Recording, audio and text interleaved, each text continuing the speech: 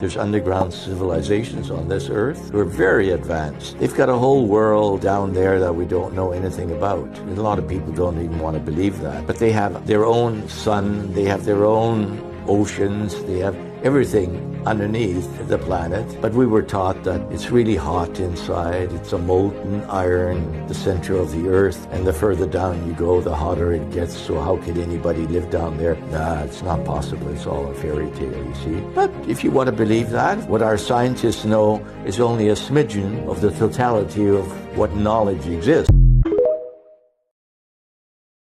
Welcome to part 2 of the webinar. So we have a lot to get into tonight.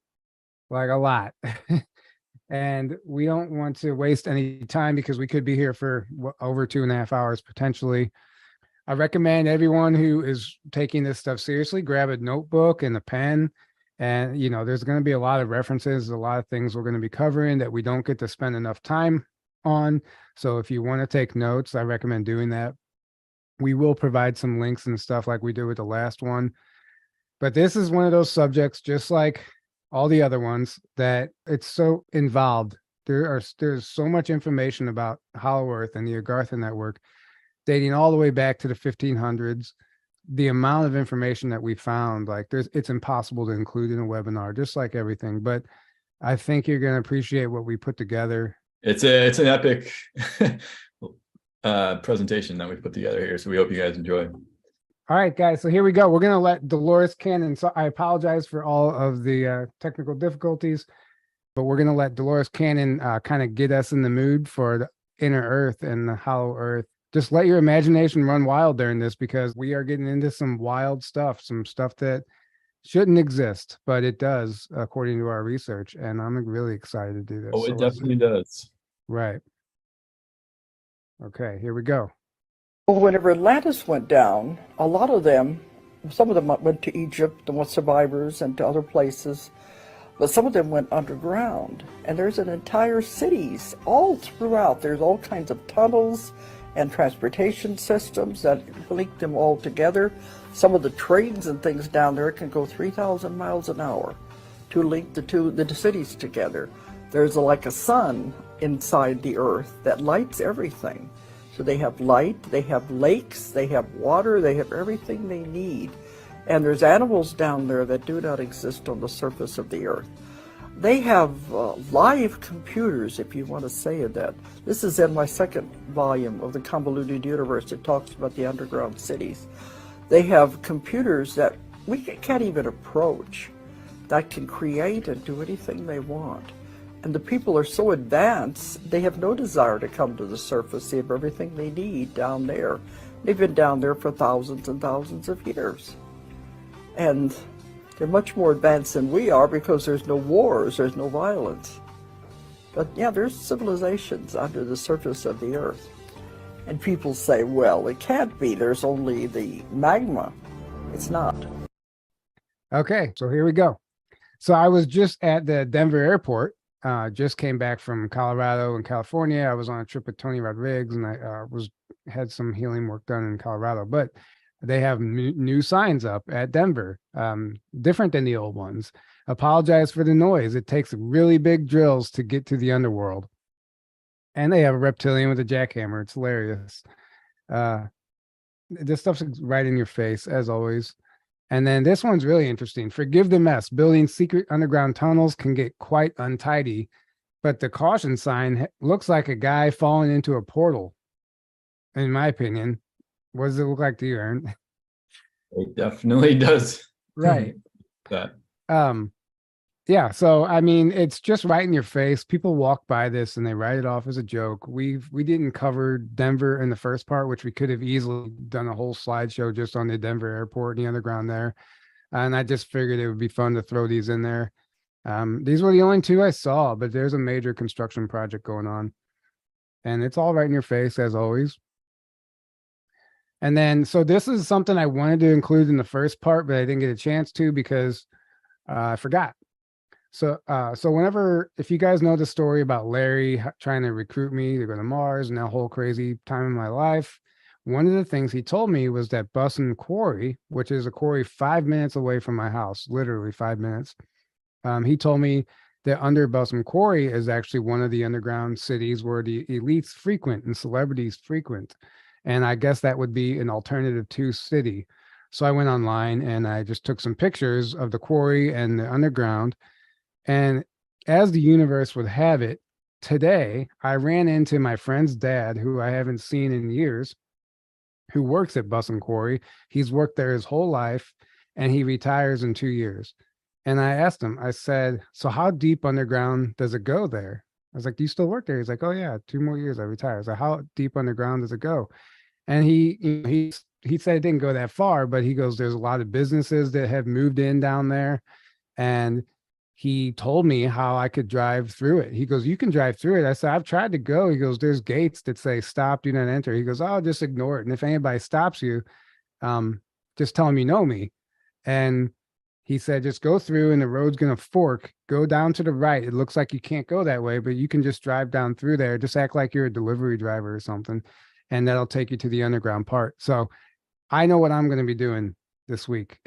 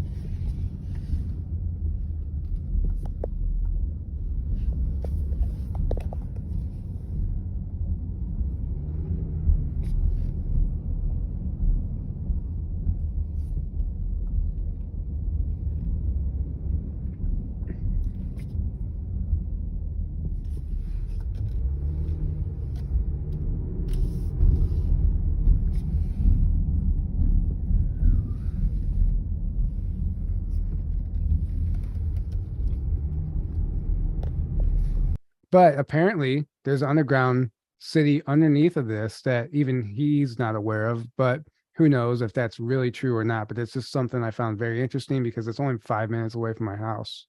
Yeah, I don't doubt that at all. I mean, it makes sense that they would put an underground base or something underground underneath a quarry where they're already digging, you know, and like normal people aren't just going to like walk around there, you know, and go there. Like it totally makes sense they would put it underneath a quarry. Yeah, and it's called bussing underground. Like that's what that's called. So right. Okay, and this is a slide from the first webinar, first part, but we're just going to read it again because Aaron, you just bought this book. Did you read it yet? I did not yet. I mean, other than if you count the back cover and like the very first page.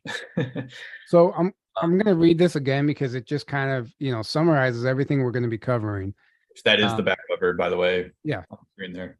The world inside. For thousands of years, many thinkers have believed in the existence of another world hidden from our eyes, yet beneath our very feet.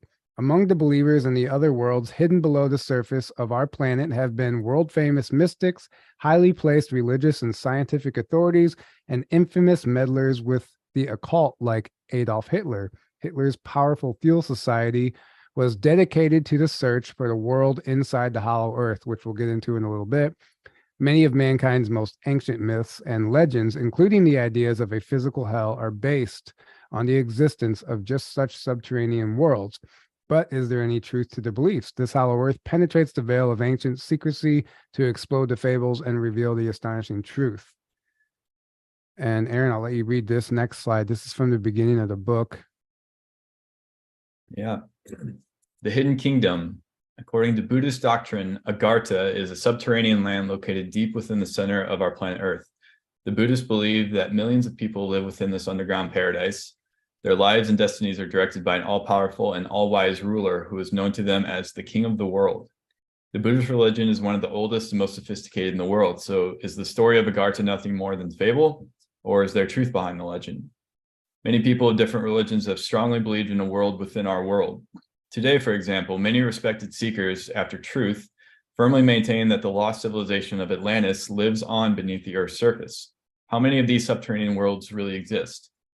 The Hollow Earth theory is a mind-shattering proposal that there are gigantic holes at the North and South poles.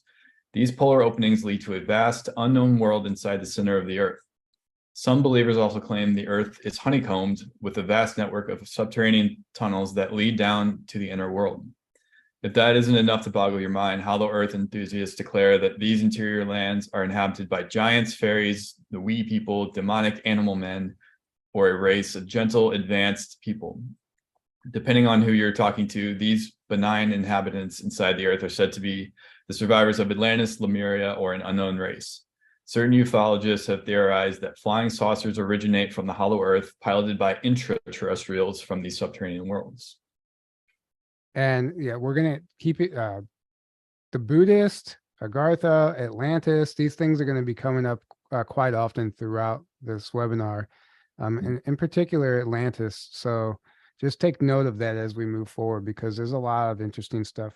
The Hindu religion also talks about right the same thing. And well, Buddhism is an offshoot of Hinduism. So it makes sense. So we just uploaded the Brooks Agnew talk from our conference onto our Patreon. A lot of you guys might have already noticed that. The reason we did that is because his entire webinar is based on proving that the Earth is hollow, beyond the shadow of a doubt with science, that you just irrefutable proof, in my opinion, that it's not only hollow, that it is a sphere. And if you guys want to watch that presentation, which I highly recommend, you can do that on the Patreon. We uploaded that for you guys. Because it corroborates a lot of what we're trying to explain here.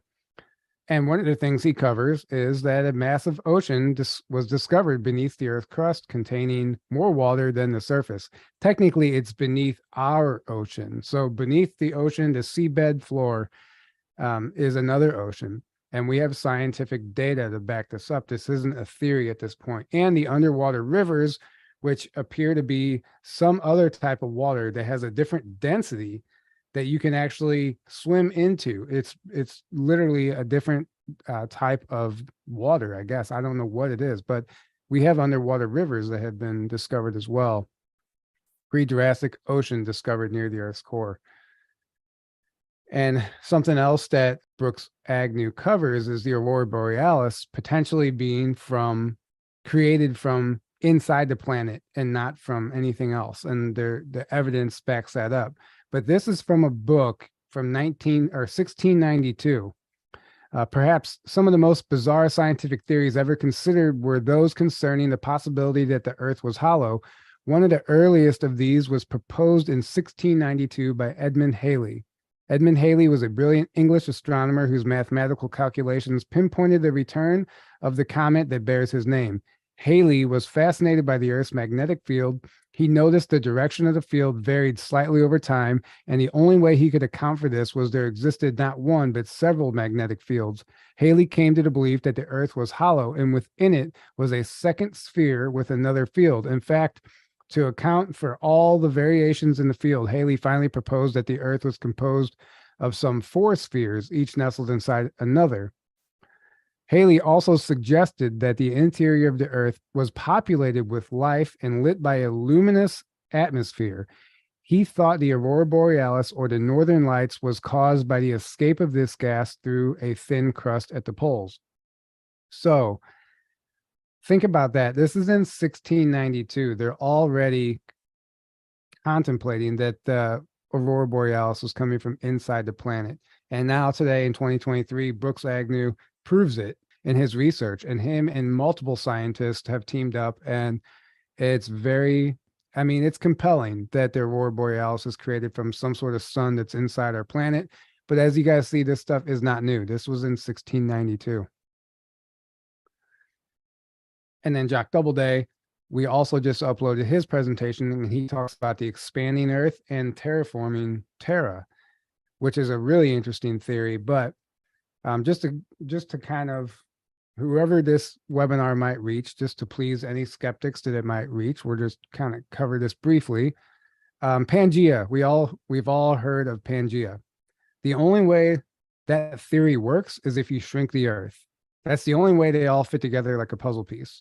So if that's the case, if we want to believe in Pangea, we have to believe that our planet was much smaller at one point, and it is continuously expanding. Aaron, did you want to add anything to this? You were saying something earlier about this. Yeah, it doesn't make any sense that because they want to say Pangea was the continents that were all once one continent, but then it's like, okay, well, they're all just in one random spot on the planet and the rest is what, that doesn't really make any sense to me. It makes way more sense that the planet was smaller, and then as it expanded, the water is being generated from somewhere inside the planet, which is inner Earth, most likely. And there's, as we will learn, there's seas and oceans inside the Earth. There's actually way more water inside the planet than there is on the surface, apparently. And it's being generated from inside the planet, and the planet's expanding from inside out. So as it grows, there becomes more and more water, the planet gets bigger, and then the continents slowly over time separate into what we have now. Right. And then what shape is our planet? Is it a square, the squirth, a circle, an oval, a flat Earth, a donut? There's crazy theories online about all of them. But based strictly on the Earth's magnetosphere, a sphere, it's not a magnetous flat. Based on the magnetosphere, the shape of the magnetosphere is a pear shape. And if the planet were round, they predict, or they speculate, that the magnetosphere would be round, but it's not. It's in the shape of a pear. So that leads them to conclude that our Earth is shaped something like this. This would be a more accurate depiction of our planet than just a round ball. Now that's based strictly on the magnetosphere data, and they're just basically tracing the shape of the magnetosphere. So moving on. Okay, so this photograph was taken by the SS-7 satellite on November 23rd, 1968, and there is almost no cloud cover. The ice fields on the surface can be observed, and the hole at the North Pole can clearly be seen. But there is a skeptic explanation for this, and that is right here. One believer did seize on a NASA photograph showing a black hole at the North Pole, and it called it proof of an entrance to a hollow Earth.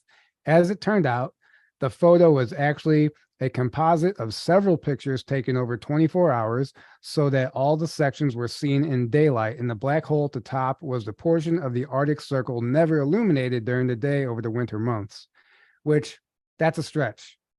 Yeah, no.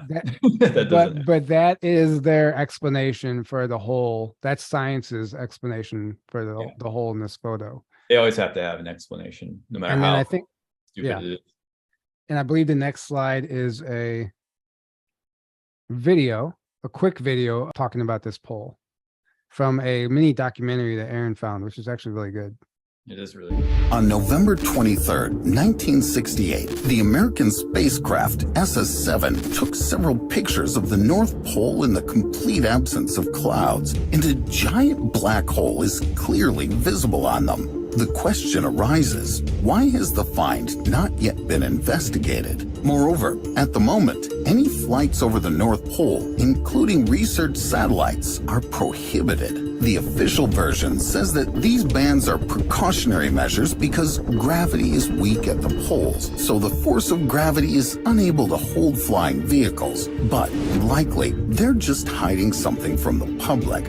Remember how aggressively Congress reacted to Byrd's attempts to discuss his fateful flight? So what was so unusual about what he saw at the North Pole? And we will be getting into that. Okay, so Daniel Sala, if you guys remember this episode, it was one of my favorite episodes. We really we covered the Hollow Earth extensively in this episode. And one of the books that he brought to our awareness, which I was completely unaware of at the time, was Genesis for the New Space Age, the secret development of the round-winged plane, the extraterrestrials inside the Earth, and the arrival of the outer terrestrials, 1980. And I don't know, I couldn't actually find this book online. I didn't look very hard, but this is the PDF that he sent me, and that's where this is from. And Vanishing Germans, Discovery, the Mystery of the Ages. So this book talks about 500 warrior colonists who left Germany in the 16th century and were presumed to have perished 4,000 miles up the Amazon River. The existence of those ancient adventurers was forgotten. Allied agents searching for Hitler's lost minions in the late 1940s unknowingly found descendants of the 16th century colonists whose current presence in that hemisphere actually changed the outcome of World War II. An astounding revelation still kept hidden from the press and public. But I share this because I want you to understand that this adventure began in 1572. So in 1572, 500 colonists left Germany in the 16th century and they disappeared. And what ended up happening to them is astounding. So a documented story of this adventure was recorded in diary form on the ship's log, which the group saved. So this is information from a ship's log that was recovered. The hardships were endured by the German colonists for 3 generations. So basically what happened is they went underground, and in 3 generations later, they came out what they thought was the other side of the planet, but they ended up coming out in 1647 into the Hollow Earth. At that time, these colonists were a lost civilization. As a group, they would never return to the surface hopelessly, but with an instinctive urge for survival, they surrendered their old ties to Germany and took on a new identity, but the cultural, linguistic, and religious beliefs from their homeland remained strong. These assets would carefully preserve and record for their children as they wandered into tunnels and adapted to lifestyle change. Then on the 75th year, their scouting parties broke out into the Promised Land. Merging through a rock opening, the advanced party looked about in wonder. All of them had been born inside the Earth's mantle and had been raised to believe there was another world. As the first guides looked about, they beheld unending sky, trees, and rolling land. But more fascinating, everything, including themselves, was bathed in light from a faint man-made orb that hung in a real sky. Their arrival inside the Earth's rock mantle was at a midway point below today's countries of New Zealand and Australia. The Germans cheered, they prayed, and they laughed, for they thought they had arrived back on the outside of the world again. Hurrying inside the tunnel, they told of this new wonder they had discovered. More jubilant Germans from the tunnel system emerged. Sometime later, contact was made with the occupants of this new land, who advised the German explorers that they had descended to the inside of the Earth, where hundreds of millions of peaceful people lived who shunned surface dwellers. The new Atlanteans, which they were called, moved through the air in magical, silent, round-winged craft and drove 4-wheeled vehicles without horses or oxen. These people had an advanced civilization which the amazed Germans recognized was hundreds of years ahead of the surface civilization their fathers had left years before.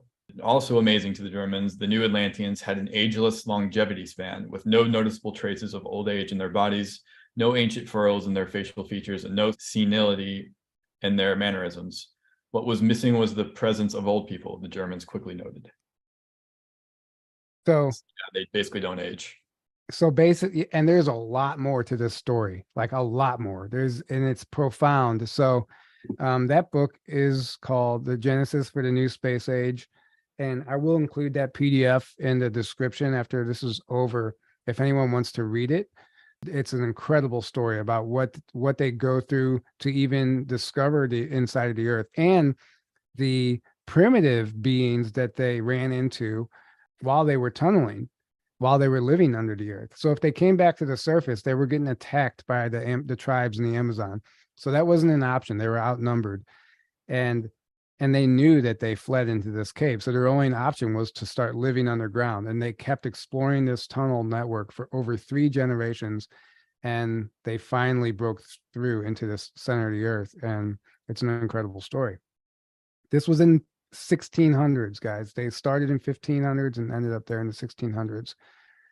This is another book that Daniel Sala shared with me, and it's only written in German. So, and it's not even translated. There's only a German version available, but a guy did read this book and write an article about it. And there's some incredible information about a Catholic Church cover-up. And this is the website False History, and this is the article, Trade with Subterranean People in the Middle Ages. So this is from the article. I've only read the first chapter of Geheim Unterwelt, the name of the book, so far, but that was enough to inspire this article. In their books, the authors have proven that prior to 1580, human beings were engaged in trade and business with subterranean beings, using a worldwide network of tunnels. Between 1550 and 1590, the Catholic Church ordered all entrances to caves and tunnels sealed and forbid dealings with the underground people. They were closed by official decree. Again, I want you guys to take note of these dates. We're still in the 1500s here. I also knew of many researchers who had discovered subterranean caverns and the tunnels that connect them, but I didn't know that in some parts of the world, there were legal documents not only on the ceiling of the holes, but formal business records and property records preserved from the Middle Ages dealing with relations to the subterranean world. That's much more tangible than the mythology I had used. I previously said the sealing and destruction of tunnels happened thousands of years ago. That may be true, but I now understand that a worldwide sealing also took place as recent as 14 generations ago. As it turns out, there are many families that have documents of business dealings and events ranging back 14 generations and more. That's profound. If we have documents that the Catholic Church ordered all the entrances and caves and tunnels to be sealed, which if you look at this picture here to the left, it's a subway system in New York, but you can see those old archways. This was, according to the article, part of this all led to an underground network. And this is a perfect example of them sealed up and painted black. And that's just in the New York subway. So we have a mass underground. For some reason, the Catholic Church did not want us dealing with the subterranean people. I wonder why. Mm-hmm. And then this on the left is one of the documents. And he says, I took a picture of one of several pieces of evidence from the book. Heinrich and Ingrid Kusch have used documents by the Australian royal family Worm, which are stored at the Royal Archives in Vienna. This one is dated to 1592. Do you want to read that part, Aaron? Sure. This is what the document says, basically. The text says that there was a mineral prospector, Strahler, by the name of Arbogast, who discovered a tunnel at an Austrian town called Kalwang. The town is still there today. He promptly made contact to a subterranean tribe called Common. Soon thereafter, he began a mutually useful business trade with the Common, but the church outlawed business relations with subterranean folk because they were worried about the welfare of the general public and because of certain remarkable events. The authors found tons of corroborating information from around that time. A document from the year 1580 shows that the church ordered the filling of holes, caves, and tunnels below the town of Klosterneuburg, Austria. According to the author, these had been built thousands of years ago. The church ordered the ceilings to be double cemented and flooded just to make sure nobody ever crept up from below again. These works were to be overseen by guards and civilians to be kept far away. So there you have it. Our ancestors were well aware of these underground civilizations, and they sealed off the entrances and cut off our contact with them so they can push their narrative. The entrance to the inner Earth is at the poles. The inner Earth is a real physical place with suns and rivers and oceans where real people are living. There was trade between the inner Earth people and the people above. The trade agreement was violated. It was violated by the humans. It kicked off. The church shut down all the tunnels that were leading to the inner Earth, and there's documentation that proves that. Okay, the coming race. Now we're in 1871, still way back. In 1871, this book was written. It was narrated by an American who stumbles on an underground race descended from the ancient Aryans that's harnessed a source of infinite power called the Vril. The Coming Race is a novel by Edward Bulwer Lytton, published anonymously in 1871. It has been also published as Vril, The Power of the Coming Race. Some readers have believed the account of a superior subterranean master race and the energy form called the Vril, and many accepted the book as based on the occult truth. But it's important to understand this because the Germans were obsessed with finding this underground race, as that book, that slide Aaron mentioned earlier from the book The Hollow Earth. And this is from a different book called The Hollow Earth. It was written in 1964. By Dr. R.W. Bernard.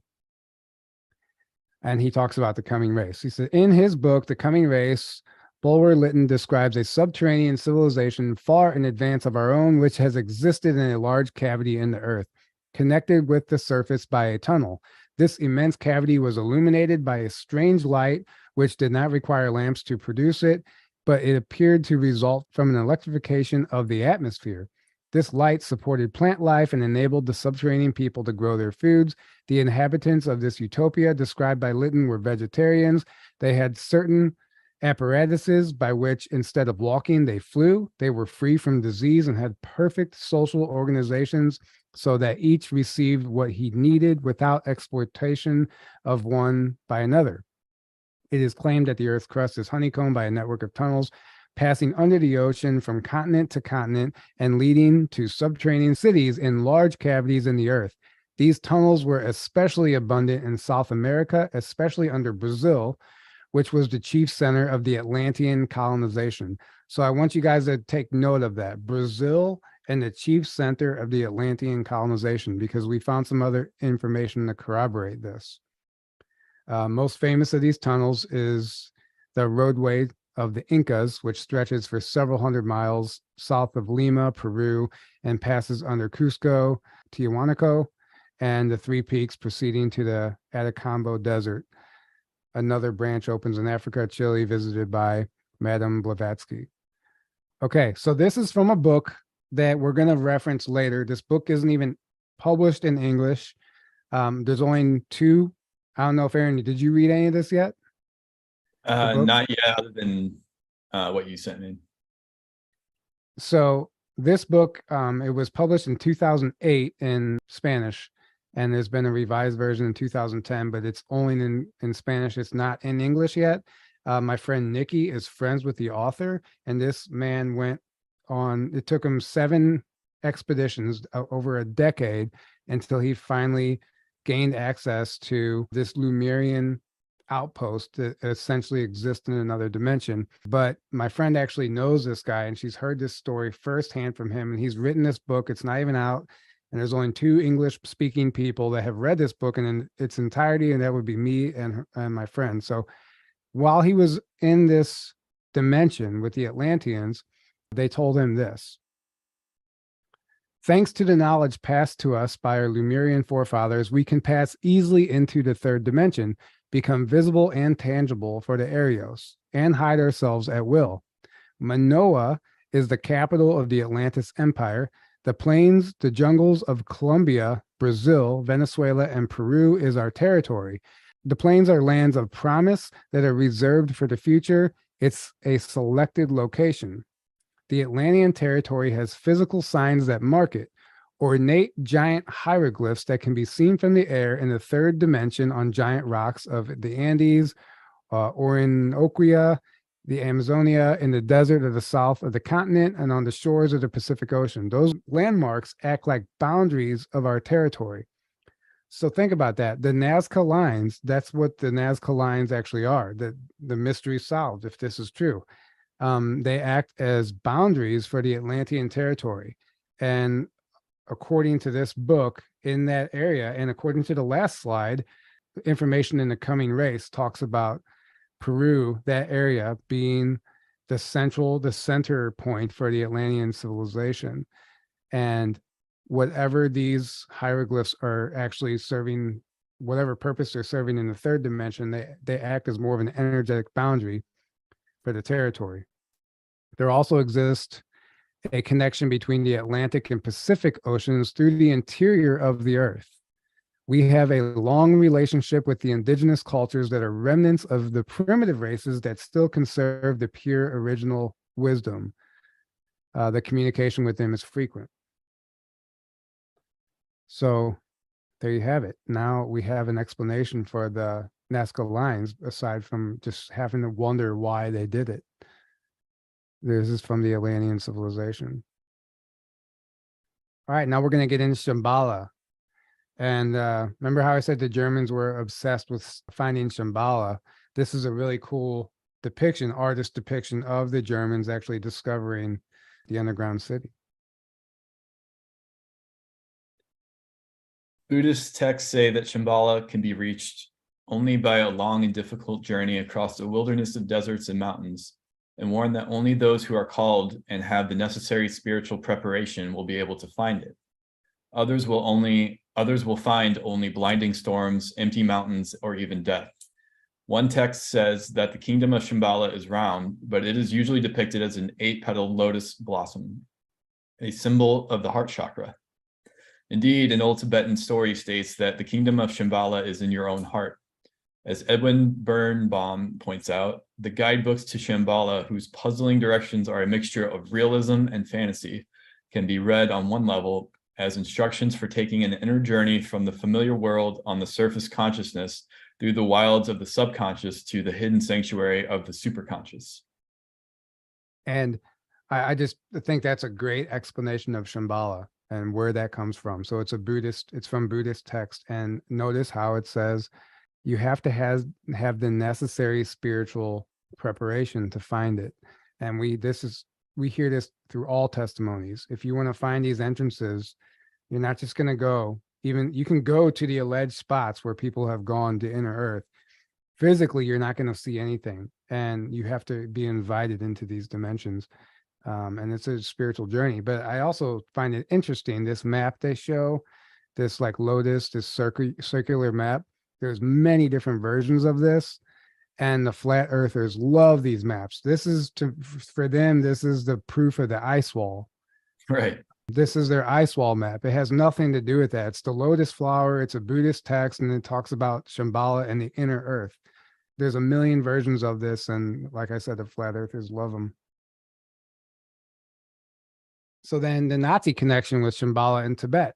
Many high-ranking members of the Nazi regime, including Hitler, but especially Himmler and Hess, held convoluted occult beliefs. Prompted by those beliefs, the Germans sent an official expedition to Tibet in 1938, between 1938 and 1939, at the invitation of the Tibetan government to attend the New Year celebrations. So we got to keep in mind what's going on here with the Germans. So, and I showed you the book earlier, in the 1592, that 500 Germans colonized basically the core or the crust of the earth, and they finally broke through after 3 generations into hollow earth. So we have German knowledge of the hollow earth in the 1500s. And then in the 1891, The Coming Race was written about the Aryan race. Now, how would that book have been written unless somebody, some way, somehow got information from this original German colonist out to the surface, to someone on the surface who wrote a story about what their ancestors discovered? So Hitler took this book very seriously, and he believed in, with beyond a shadow of the doubt, based on his ancestors and information he had, of Shambhala and the inner earth. So they sent an actual expedition in the 1930s. Actually, they went earlier to Antarctica in 1901, but then again in the late 30s. And this is an actual photograph of the expedition. the Nazi scientists. They were in search of their Aryan origins. So you would not send a group of scientists to go look for a place that you're not sure if it exists. They were positive that the Earth was hollow, and they were going to find it. And I think that was the main mission, one of Hitler's main missions behind the scenes. And then here we go again, The Secret Journey to Planet Serpo, the book that holds all the answers. Not really, but there's a lot in this book. Yeah, there is. So it all corroborates with the Germans discovering inner Earth, and we can just further prove this. You can read this, Aaron, if you'd like. At the innermost core of the Black Dragon Society was the Green Dragon Society. Here, political and economic power resolved down to occult and black magical power. Ostensibly, the Green Dragons were a small Buddhist monastic sect, although the monks also observed the Shinto ceremonies. In the 16th century, they chose Kyoto as their central location. In the 19th century, it became known that the Green Dragons maintained a close affiliation with a mysterious group called the Society of Green Men, who lived in a remote monastery and underground community in Tibet and communicated with the Green Dragons only at the astral level. Capable of manifesting tremendous psychic and occult power, the Green Men easily controlled the Green Dragons, who viewed the liaison as advantageous to them, not realizing who was controlling whom.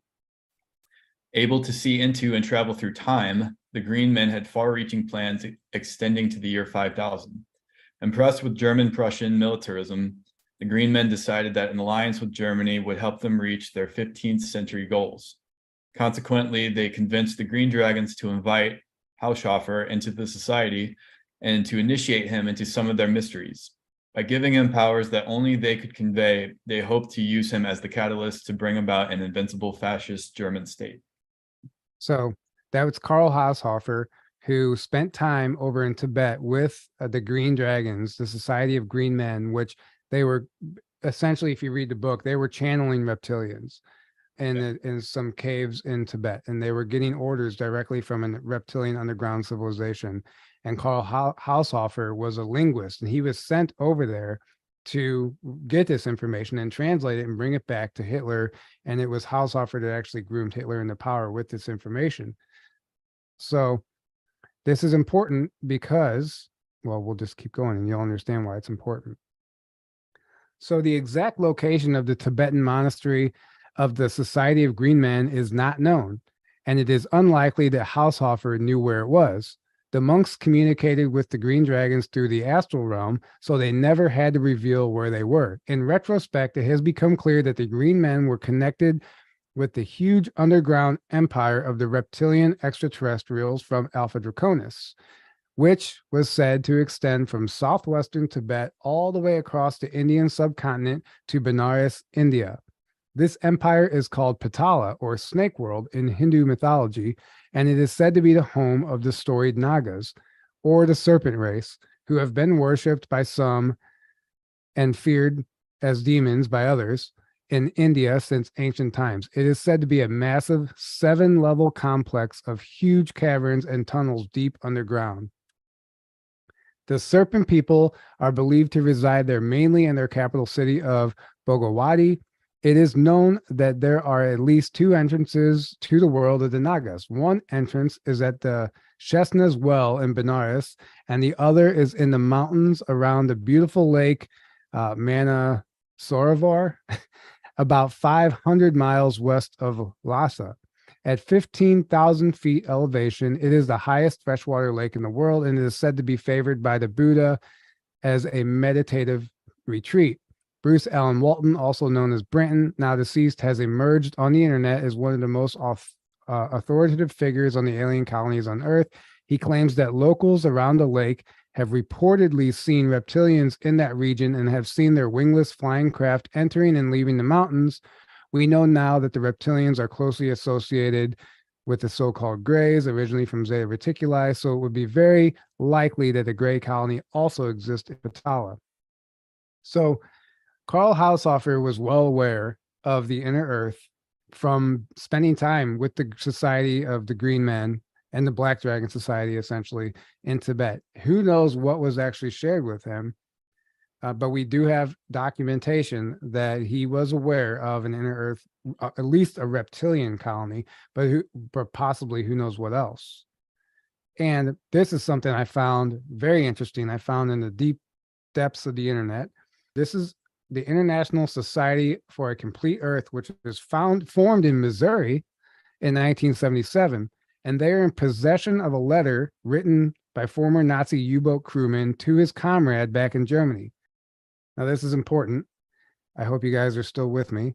The curious thing about this letter is that it was written after U-boat 209 disappeared in Antarctica while searching for the entrance to inner Earth using charts drafted by German General Karl Haushofer. So the expedition that went to Antarctica looking for inner Earth in Tibet and Antarctica, the picture we showed you earlier of those Germans, they were using charts drafted by General Karl Haushofer, and which is really interesting to me because it would make sense that he would actually have charts if he was spending time with the Society of Green Men and channeling reptilians, essentially. So this letter, the International Society for Complete Earth is in possession of. That letter actually arrived in Germany in 1947, and the handwriting was confirmed by the man's family. So this letter has been authenticated by the man's family. By his own family. That's huge. By his own family. It's a handwritten letter translated from German. The letter states, April 20th, 1947. Dear old comrade, this news will be a surprise for you. The submarine 209 made it. The Earth is hollow. The whole crew is well, but cannot come back.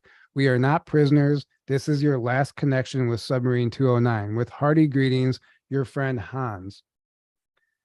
So that's profound. So the people that disappeared looking for inner Earth, apparently they received a letter from them, and this was the only letter they received in 1947, and they determined that the Earth is hollow and they couldn't come back. If this letter is authentic, then that's a huge smoking gun piece of evidence, in my opinion. Yeah, that's huge. All right, we're going to get a little bit into the Smoky God because you can't talk about the hollow Earth without covering this book. You want to read this, Aaron? Sure. The Smoky God is a classical hollow Earth tale. On its pages, you will learn the amazing story of Norwegian seaman Olaf Jansen and his father coming upon a land beyond the North Pole and inside the Earth, their encounter with its giant inhabitants, and other incredible discoveries. The real-life account of a Norwegian sailor named Olaf Jansen, his story set in the 1800s, is told in Willis Emerson's biography entitled The Smoky God. Olaf's little sloop drifted so far north by storm that he actually sailed into a polar entrance and lived for 2 years with one of the colonies of the Agartha Network called Shambala the Lesser. He describes his hosts as those of the central seat of government for the inner continent, measuring a full 12 feet in height, extending courtesies and showing kindness, laughing heartily when they had to improvise chairs for my father and I to sit in. Olaf tells of a smoky, in quotes, inner sun world comprised of 3/4 land and 1/4 water. So one of the things in the Smoky God that Olaf Jansen claims is that that's where the Garden of Eden is. And according to Olaf Jansen, in the beginning of this old world of ours was created solely for the within world, where are located the 4 great rivers, the Euphrates, the Pison, the Gihon, and the Tigris. If you know anything about the Garden of Eden, it's supposed to exist where those 4 rivers merge. These same names of rivers, when applied to the streams on the outside surface of the earth, are purely traditional from an antiquity beyond the memory of man. On the top of a high mountain near the fountainhead of these 4 rivers, Olaf Jansen, the Norseman, claims to have discovered the long-lost Garden of Eden, the veritable navel of the earth, and to have spent over 2 years studying and reconnoitering in its marvelous within land, exuberant with stupendous plant life and abounding in giant animals, a land where people live to be centuries old after the order of the Metsulah and other biblical characters, a region where 1/4 of the inner earth is surface is water and 3/4 is land, and where there are large oceans and many rivers and lakes, where the cities are superlative in construction and magnificence, where modes of transportation are as far in advance of ours. Can I say something real quick? Yeah, please. So there's a corroborating thing here. In the book, the Messages from Hollow Earth by Diane Robbins, which is an amazing book, by the way. Highly recommend it. In that book, so that book is supposedly channeled inner Earth beings that are giving a bunch of information. And one of those beings talks about us surface dwellers, that basically it's like we're living on the roof of a house because they mentioned that the interior of the earth is what's meant for life, and we're basically living on like what the equivalent of like if you would live on the roof of your house. It doesn't make any sense. Basically. Right. And it even says that all advanced civilizations throughout the whole universe, or at least our galaxy, I can't remember which, but they all live in the interior of the planet, not the exterior. So he said only the more primitive civilizations like us live on the exterior, but all the advanced ones live on the interior because they're protected. It's much more suitable for life, actually. So this is a good corroborating thing for that, because and it would make sense why no one's found the Garden of Eden because it's inside the planet. Inside the planet, right. And just so you know, here is a map of the four rivers converging, and this is the apparent location where the Garden of Eden was supposed to have existed in the Persian Gulf, yet they've never discovered anything because those rivers actually pour into the surface inside the planet, and they converge. They truly converge inside the planet and begin inside the planet, and that's where the Garden of Eden lies. And this is interesting. This is also from the Smoky God.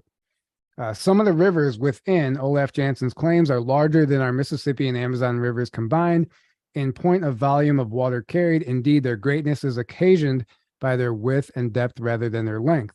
It is at the mouths of these mighty rivers, as they flow northward and southward along the inside surface of the earth, that mammoth icebergs are found, some of them 15 and 20 miles wide and from 40 to 100 miles in length. Is it not strange that there has never been an iceberg encountered either in the Arctic or Antarctic Ocean that is not comprised of fresh water? Modern scientists claim that freezing eliminates the salt, but Olaf Janssen claims differently.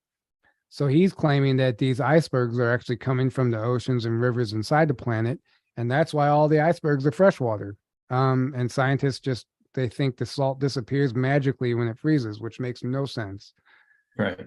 On the northern boundaries of Alaska, and still more frequently on the Siberian coast, are found boneyards containing tusks of ivory in quantities so great as to suggest the burying places of antiquity. From Olaf Janssen's account, they have come from the great prolific animal life that bounds in the fields and forests and on the banks of numerous rivers of the inner world. The materials were caught in the ocean's currents and were carried out on ice floes and have accumulated like driftwood on the Siberian coast. This has been going on for ages, and hence these mysterious boneyards. So if you guys know anything about the Siberian boneyards, they constantly find a plethora of mammoth bones and other bones that seem so fresh. They think they're so well preserved because of the ice, but according to Olaf Janssen, they're well preserved because they're fresh. And when they die in the inner earth and they get washed out into sea, they end up in places like this in Siberia, where it's technically a boneyard for these skeletons. And this is an article from 2020, woolly mammoth with preserved poop, wool, and ligaments dredged from the Siberian lake. Now, how would that even be possible if that's an ancient woolly mammoth? They have no idea this is a fresh kill that has washed into the Siberian lake, and that's what they're looking at here. And the diet, the stuff that they're finding in their stomach, doesn't even match with what history tells us the climate was supposed to be at that time. There's so many discrepancies. So a lot of these bone beds are actually fresh animals from the hollow earth washing up onto the surface. And then here's a little video that explains that a little better. The existence of Agartha just explains all the strange things happening here.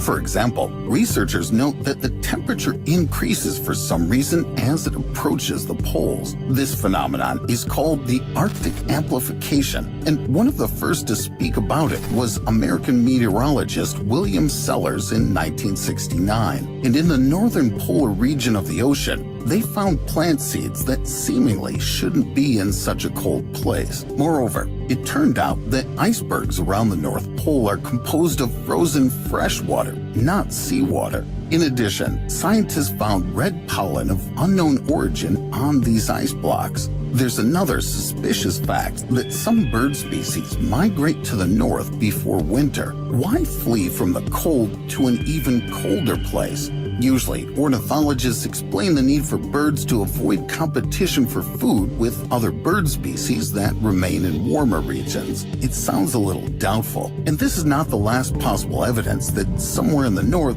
there may be an entrance to warm areas with abundant vegetation. For example, one can observe the so-called driftwood along the coast of frosty Greenland. These are drifting areas with trees washed ashore on the island. The length of some trees reaches as much as 5 meters. But where did they come from? The exact same question arises among archaeologists who discovered in the ice on the northern coast of Siberia not only a mammoth, which is natural for this environment, but also an elephant, rhinoceros, hippopotamus, and a lion. These animals can live only in warm regions. And the most interesting thing is that in the stomach of frozen mammoths, they found tropical plants which do not grow in circumpolar regions. It turns out that Agartha could be somewhere nearby with its abundance of animals and vegetation. In addition, this city may have more than one or even 2 entrances. This became clear thanks to the analysis of many legends about such an underworld, which surprisingly are very similar, although they're found in different countries.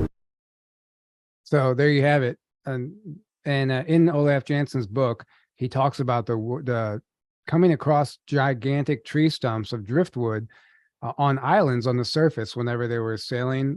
They were just going north, only by rumors of this hidden land. They didn't know where they were going. They were just heading north, but they started coming across islands with those massive trees, and there's not supposed to be anything up there, any vegetation at all. So where are the trees coming from? And they also speak of red pollen. So a lot of the ice up in the North Pole is actually red. There's like a red pollen in it. And in that book, I couldn't find a page. I looked, I just couldn't find it, but it also explains which exact plant that red pollen is coming from. And it's literally blowing out of the hole onto the surface. And that's what creates the red ice flows. So now we're going to get into the Agartha Network, which is different than Hollow Earth. And sorry if we repeat some stuff and it seems like we jump around. It's hard to put all this in order, but we did our best. I just put this in here just to help you guys understand where the term Agartha comes from. This is from that same book I mentioned earlier, The Hollow Earth by Dr. R.W. Bernard. The word Agartha is of Buddhist origin. It refers to the subterranean world or empire in whose existence all the true Buddhists fervently believe. They also believe that this subterranean world has millions of inhabitants and many cities, all under the supreme domination of the subterranean world capital Shambala, where dwells the supreme ruler of this empire, known in the Orient as the King of the World. It is believed that he gave orders to the Dalai Lama of Tibet, who was his terrestrial representative, his messages being transmitted through certain secret tunnels connecting the subterranean world of Tibet. Similar mysterious tunnels honeycomb Brazil in the west, and Tibet in the east seem to be the 2 parts of the earth where contact between subterranean world and surface world may be the most easily achieved due to the existence of these tunnels. And this just goes on to talk a little bit more about certain locations that lead underground. And One of the interesting parts is that various gigantic statues of early Egyptian gods and kings, as those of Buddha found throughout the Orient, represent subterranean supermen who came to the surface to help the human race. They are generally represented as sexless. They were emissaries of Agartha, the subterranean paradise, which is the goal of all true Buddhists to reach. Again, here's your flat Earth map. So what's interesting is they said they're generally represented as sexless. In the Cahokia Mounds in the museum, I don't think we included it in the documentary, but some of the skeletons that they discovered, even in the museum, it says they're sexless, which could be because they couldn't identify them, or maybe they're trying to tell us without telling us that these were not humans as we know them. Yeah. It's interesting. It says one of the supposed entrances is the Pyramid of Giza. Oh yeah, I didn't read that part. And that the pharaohs were in contact with, quote unquote gods from the underworld. Underworld. So there you go. Yeah, exactly. The entrance of this tunnel was guarded by the lamas, who were sworn to keep its actual whereabouts a secret from the outsiders. By order of the Dalai Lama, a similar tunnel was believed to connect the secret chambers at the base of the Pyramid of Giza. Yeah. So obviously, I would venture to say that all of the ancient sites lead underground. Yeah. And that's why they were built where they were built. Or one of the reasons. Okay, so we're going to let Billy Woodard tell us about his experience being taken into Area 51 and then into Telos. And this is a little bit of a longer video, so just sit back and enjoy this one. And he leaves, I sit down. And here's this stack. Oh, so really quick, just for a reference, this is whenever he is brought into Area 51 and he is relieving somebody else of duty. So whenever do you want to say who Billy Woodard is really quick? Yeah, okay, I'm sorry. So Billy Woodard is a Hollow Earth whistleblower. Essentially, he has an incredible testimony that's way too long to get into, but he apparently came from Hollow Earth, and he was fast-tracked through our military and then sent to Area 51 to be a liaison for the inner Earth beings, because they wouldn't work with our government. They would only work with somebody of their choice. So they chose Billy. So at age 16, he was fast-tracked through, I think, the Air Force or whatever branch of government military he was in, and given above top secret clearance, sent to Area 51. And this is where he tells his story. And that's so he was brought here as a baby from Inner Earth, correct? Yeah. So they had to take him and his twin sister had to take the form of they can't come here because it's too dense. So they had to take new bodies. So they came as babies, and they were left in a dumpster, but they knew this woman was going to find him and take care of him. It was a whole it's an incredible testimony, but so they grew up their whole lives on the surface. But they're actually in Earth beings. Correct. All right, here we go. And he leaves, I sit down. And here's this stacks of records, about this high on my desk. And I'm going, oh my God, that's a lot of reading. I'm a beer for a while.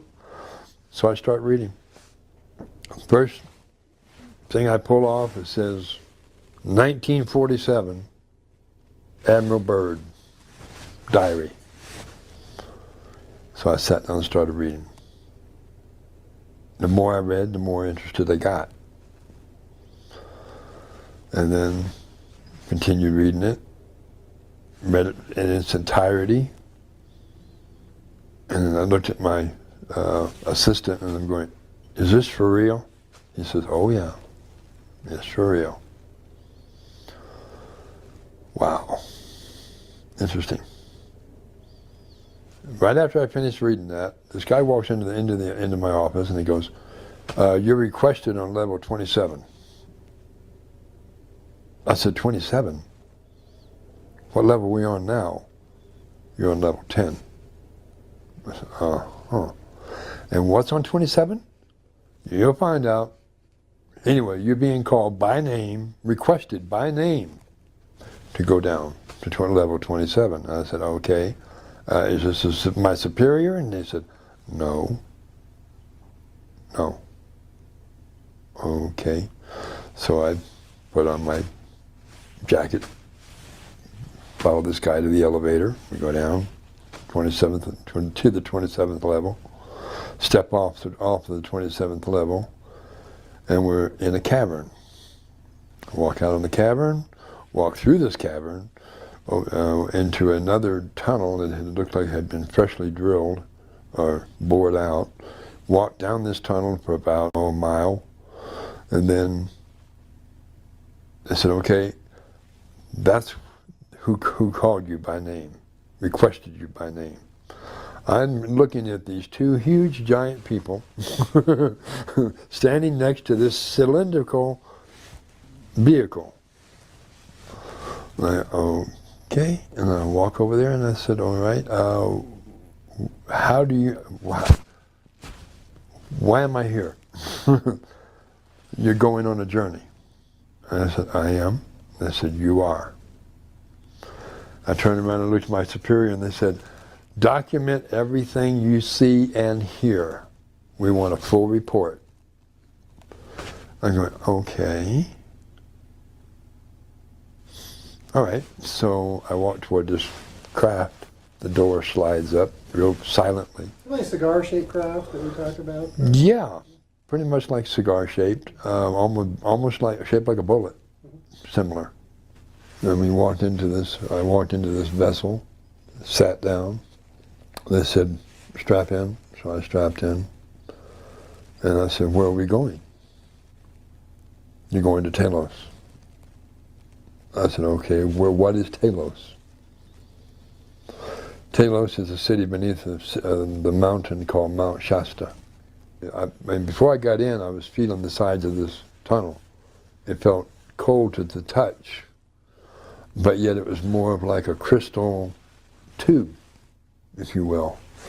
And this vessel was in it, and you couldn't slide your hand between the side of the wall and the vessel. That's how close it was to this side of the wall. I said, "This is mighty close." And it had to be quite, precision very well if this thing's going to go down these tunnels at extremely rapid speed. And they said, "Not to worry." And so I sat down, and this door closed silently. The vessel started to move, and I felt this humming sound. Heard the humming sound, and then the humming stopped, and the vessel started moving. It went. First, it was going slow, and then it picked up speed.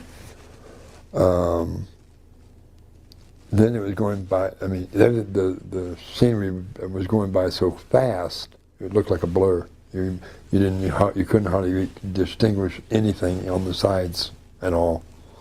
It was that fast. I said, "How fast are we going?" And they said, "By your recollection, 4,000 miles per hour." I said, 4,000 miles per hour? And they said, "Yes. We have arrived at our destination." I can imagine.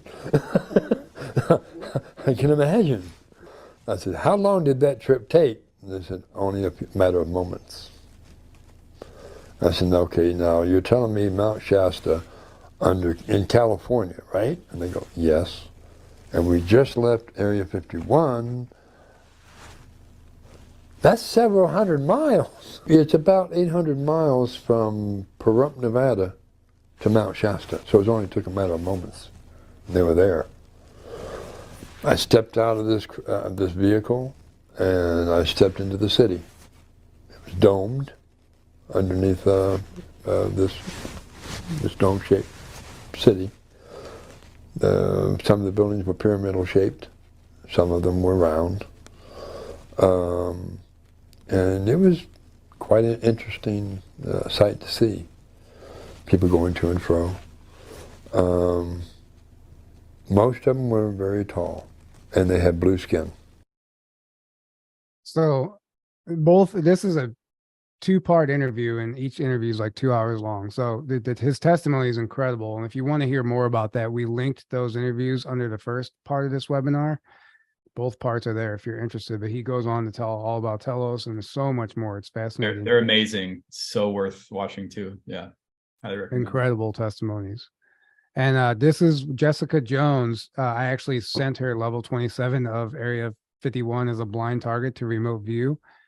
And she verified, like, everything in her data shows that Billy is not lying, because what he described it on level 27 is exactly matches her data down to some very specific details. So she's determined, and I sent her these interviews, and based on her conclusion, he is not lying. This is a true story. That's corroborated by remote viewing data. Okay, so this is also from Smoky God, and this explains kind of the difference between the Agartha Network and Hollow Earth. So think of Shambala the Lesser as the United Nations of over 100 subterranean cities that form the Agartha Network.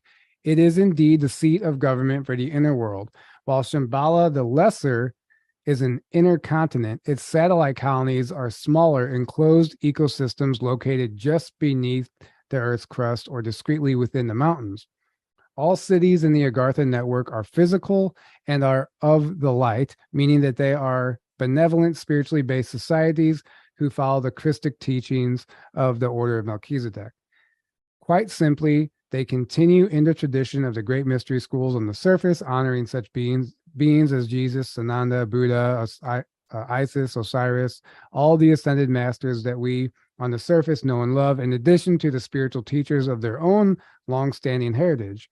Why did they choose to live underground? Consider the magnitude of the geological earth changes that have swept the surface over the past 100,000 years.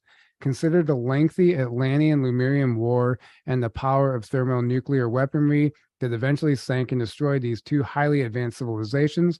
The Sahara, the Gobi, the Australian outback, and the deserts of the U.S. are but a few examples of the devastation that resulted. The sub-cities were created as refugees for these people and as a safe havens for the sacred records, teachings, and technologies that were cherished by these ancient cultures. So basically, it doesn't cover it all here, but the Agartha network is the colonies that exist inside the Earth's crust. And then Hollow Earth is where Shambhala is. And that's where there's continents and oceans and all this stuff. And that would be that's where that central sun is located. And that's where Admiral Byrd flew into, Olaf Janssen with the Smoky God and a few other people. So the Hollow Earth and Inner Earth can technically be two different things. So to put it simply, my understanding is what you could call Inner Earth or the Agartha network is inside of the crust, whereas the Hollow Earth is on the other side of the crust. Correct. Whereas like, so you go through the holes in the poles or the holes wherever, and then you end up on the bottom of what we're on top of, basically. And that's the Hollow Earth, but the Inner Earth is in between that space and inside the crust. In the crust and in the mountains. And in the mountains. In the honeycombness of the crust and stuff like that. So apparently these are capital cities of the Agartha network. Posid, the primary and Atlantis outpost, located beneath Mato Grosso plains of region of Brazil, population 1.3 million, which take note of that first location, the Mato Grosso plains of Brazil. Shanxi, the refuge of the Ur culture, a branch of the Lemurians who chose to form their own colonies 50,000 years ago. Entrance is guarded by a Himalayan Lamasery, population 3/4 million, 3 3/4 million. I don't know if that's correct. Rama, remnant of the surface city of Rama, India, located near Jaipur. Inhabitants are known for their classic Hindu features, population 1 million. Xinhua, remnant of the northern migration of the Uyghurs, located on the border of Mongolia and China, population 3/4 million.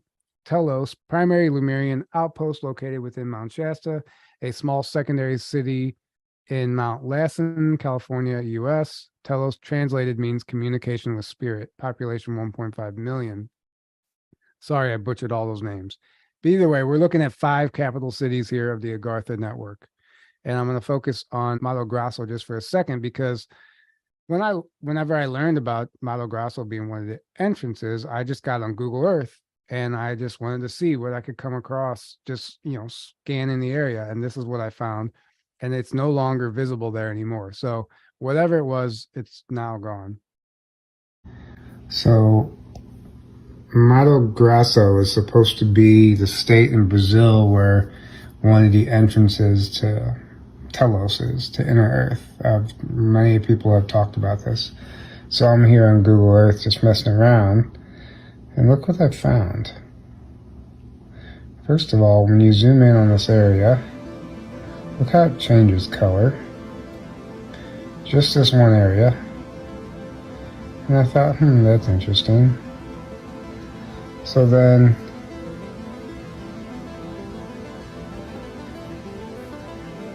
I found this little dark hole. Maybe keep zooming in on it. The blue.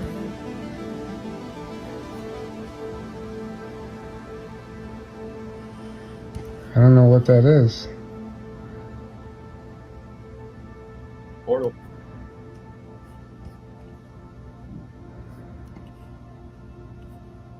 I don't know what that blue light is.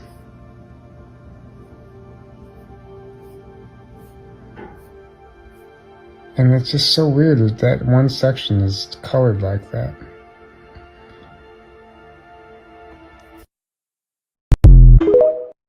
So I just found that interesting. Doesn't prove anything at all, but it's not there anymore. So maybe I caught a portal that Google Earth captured.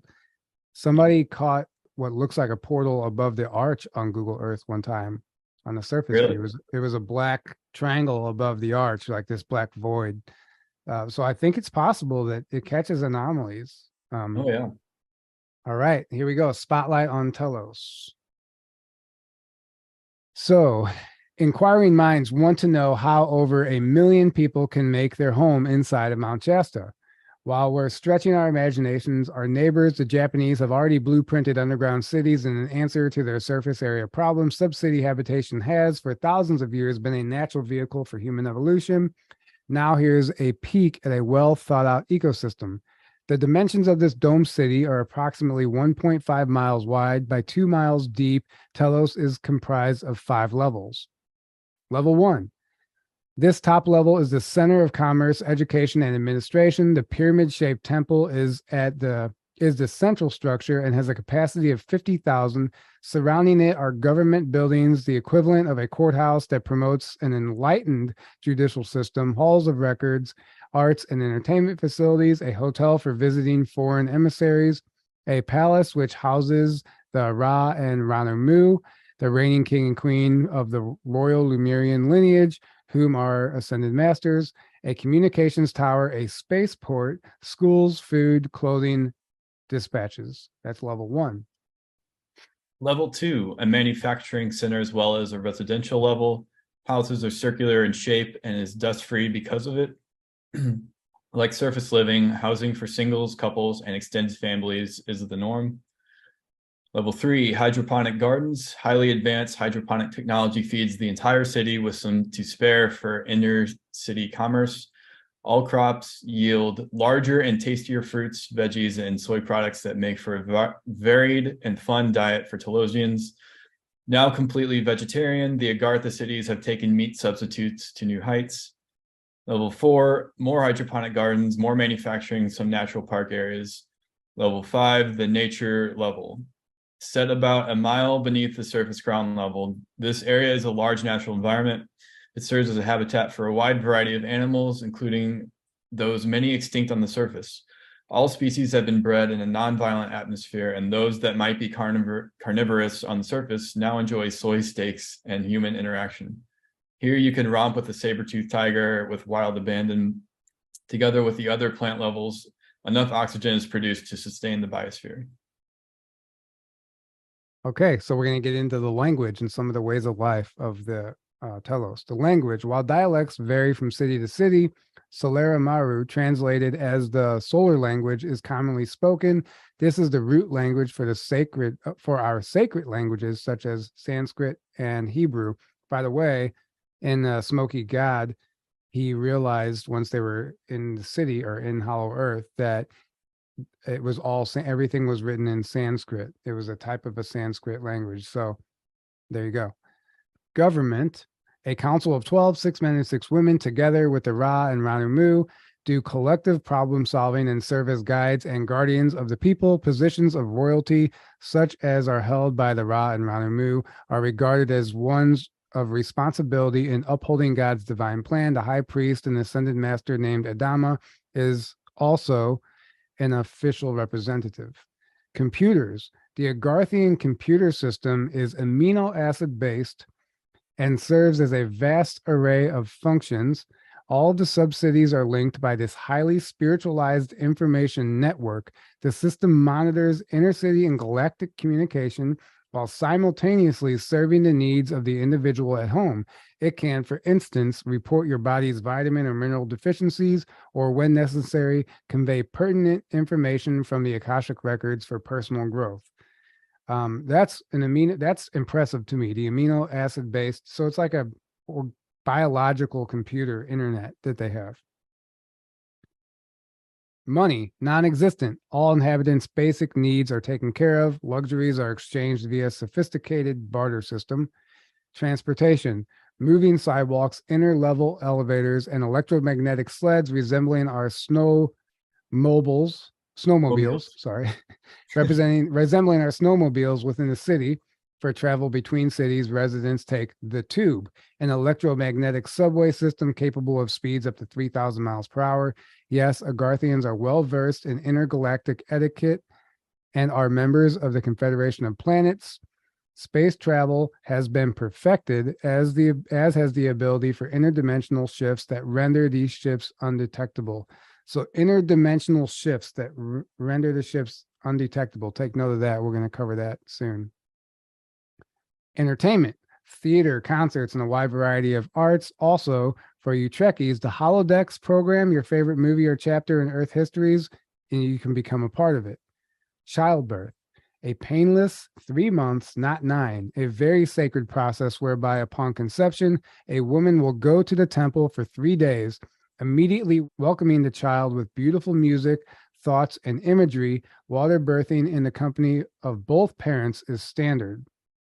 Height, due to cultural differences, average heights of subterranean citizens vary, generally 6'5" to 7'5" in Telos, while nearly 12 feet in Shambala the Lesser. Age, unlimited. Death by degeneration is simply not a reality in Telos. Most Agarthians choose to look and age between 30 and 40 and stay there, while technically they may be thousands of years old. By not believing in death, this society is not limited by it. Upon completing a desired experience, one can disincarnate at will. And so going back to their transportation and their ability for interdimensional shifts that render these shifts undetectable, why we don't see them coming and going from the planet. And if you type in interdimensional shift or a dimensional shift on Google, it even tells you exactly what it is. A dimensional shift was a phenomenon whereby an object or person transported from one location to another via folded space transport, or shifted to a parallel universe on a different dimensional plane. So this explains exactly how they're remaining hidden, why we don't see them. They travel in another dimension. And this is why just UFOs in general, you see them phasing in and out all the time. This is what they're doing.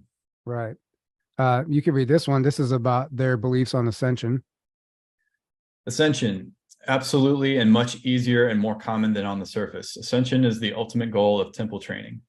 Why have they stayed underground all this time? In part because the Agarthians have learned the futility of war and violence and are patiently waiting for us to draw the same conclusion. They are such gentle folk that even our judgmental thoughts are physically harmful to them. Secrecy has been their protection. Until now, the truth of their existence has been veiled by spirit. When can we visit? Our entrance to the subcities depends on the purity of our intentions and our capacity to think positively.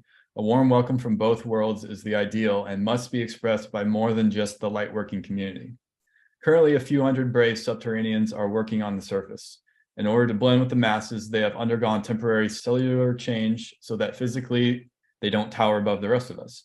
They may be recognized by their gentle, sensitive nature and somewhat mysterious accent. We wish to introduce you to a very special one of them. So that's extremely fascinating to me. They undergo a temporary cellular change so they can exist on the surface.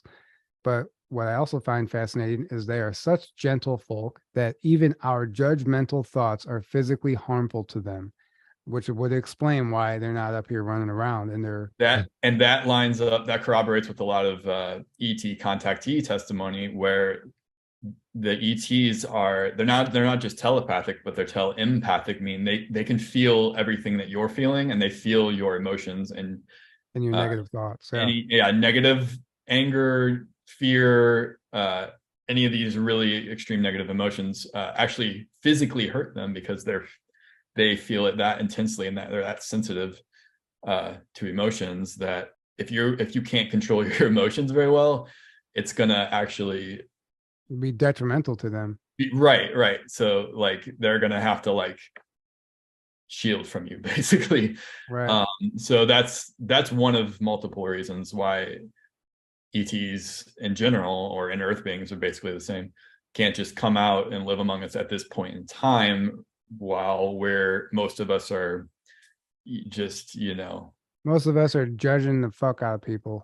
Right. And just very programmed and very unenlightened, to put it simply. Right. We have to meet them halfway. That's the whole point of everything. So we're going to get into a little bit of Lowell Johnson's testimony on Telos. We're going to play a short video from our interview with him before we move on. So while Lowell Johnson, while hiking on Mount Shasta, Lowell was approached by a white-robed being who telepathically invited him into Telos, the inner earth beneath Mount Shasta. He was given a tour of Telos by this being. He describes each level in the city in vivid detail and what he was told by inner earth beings. There's no one that's going to see me from where I was now that I was down in that space. I had some grapes, I had some water, and I was listening to music on my phone through my earpods. The music had stopped after I had just put my grapes and water away. The music stopped, and at about the same time when I sat up, I sensed almost like a shadow, because I don't know what else to call it. And it was like moving from where I was sitting, because I was flat on the ground, and like this, in about the same way, I felt almost there was a similar canopy that was coming over me this way. Well, when I kind of sat up to take notice of whatever that was, I felt a breeze from behind me. And when I turned around, there was a hole where I had been sitting against the rock, and the only thing between me and the rock was dried brush. That was it. Well, now there was an opening that had to be, it was 2 feet taller than I was. I'm 6 feet tall. So I stood up to turn around and see what this was. And as I turned, I could see that there was a little bit of a rise, and then this went downward. As my eyes was adjusting to the light, it almost looked like there was somebody down there. And once I got that realization in my head, I heard somebody ask me, "Do you wish to see Telos?" Wow. Well, your engine kind of fires up. And it's not that I had any fear, because I am all about experiencing things I have not yet. Mm-hmm. But this was going to be new to me. I wanted to know what it was. So I started to make my way down, and at first I thought, whoever this is down here, I thought was about my size, adult size. And when I got closer and I could really see who it was, this person's not 6 feet tall. They're like 8 feet tall. They're 2 heads taller than I am, dressed in white. His garb had some colored ribbons on it, and I didn't know if that was just bling. Is that Lemurian bling, or is that some indication of a rank that you held. Mm. When I got close enough, he said, "You can call me Alex." I said, "Well, that'll be easy to remember because that's my son's name." He said, "Yeah, we know about your son. Follow me." So as we made our way down this, and in retrospect, it would make sense that this is a lava tube. This is all volcanic area around here. So it certainly makes sense that that's what this is. So as we start making our way down, he's telling me about the construct of Telos, about the king and queen, and about the Council of 13 and Adama, and how many levels there were. And as we got closer to the bottom, you could see light that was coming from the other side. Well, as we got closer to wherever this area was, I turned around to look behind me. And whatever opening I might have come from and whatever light might have come from that, yeah, there wasn't anymore. It was dark behind me. Right. So this now opened up into, I want to call it the staging area because I don't know what else to call it. But when we moved into this space, and it's pretty well lit, there are 5 more of these tubes on the opposite side. And there is a platform here just to our left. It's about 6 by 6, and it appears to have like 2 bucket seats on top of it.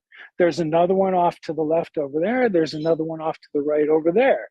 And as I was kind of measuring all this up, Alex had made his way to the other side, sat down on this device on the other side, and invited me to sit next to him. Well, as soon as my butt hit that seat, this thing levitated and off we went.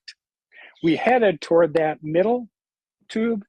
And what I remember most about it is you understand the sensation of movement. You feel something moving past your physical form when that's happening, like a breeze.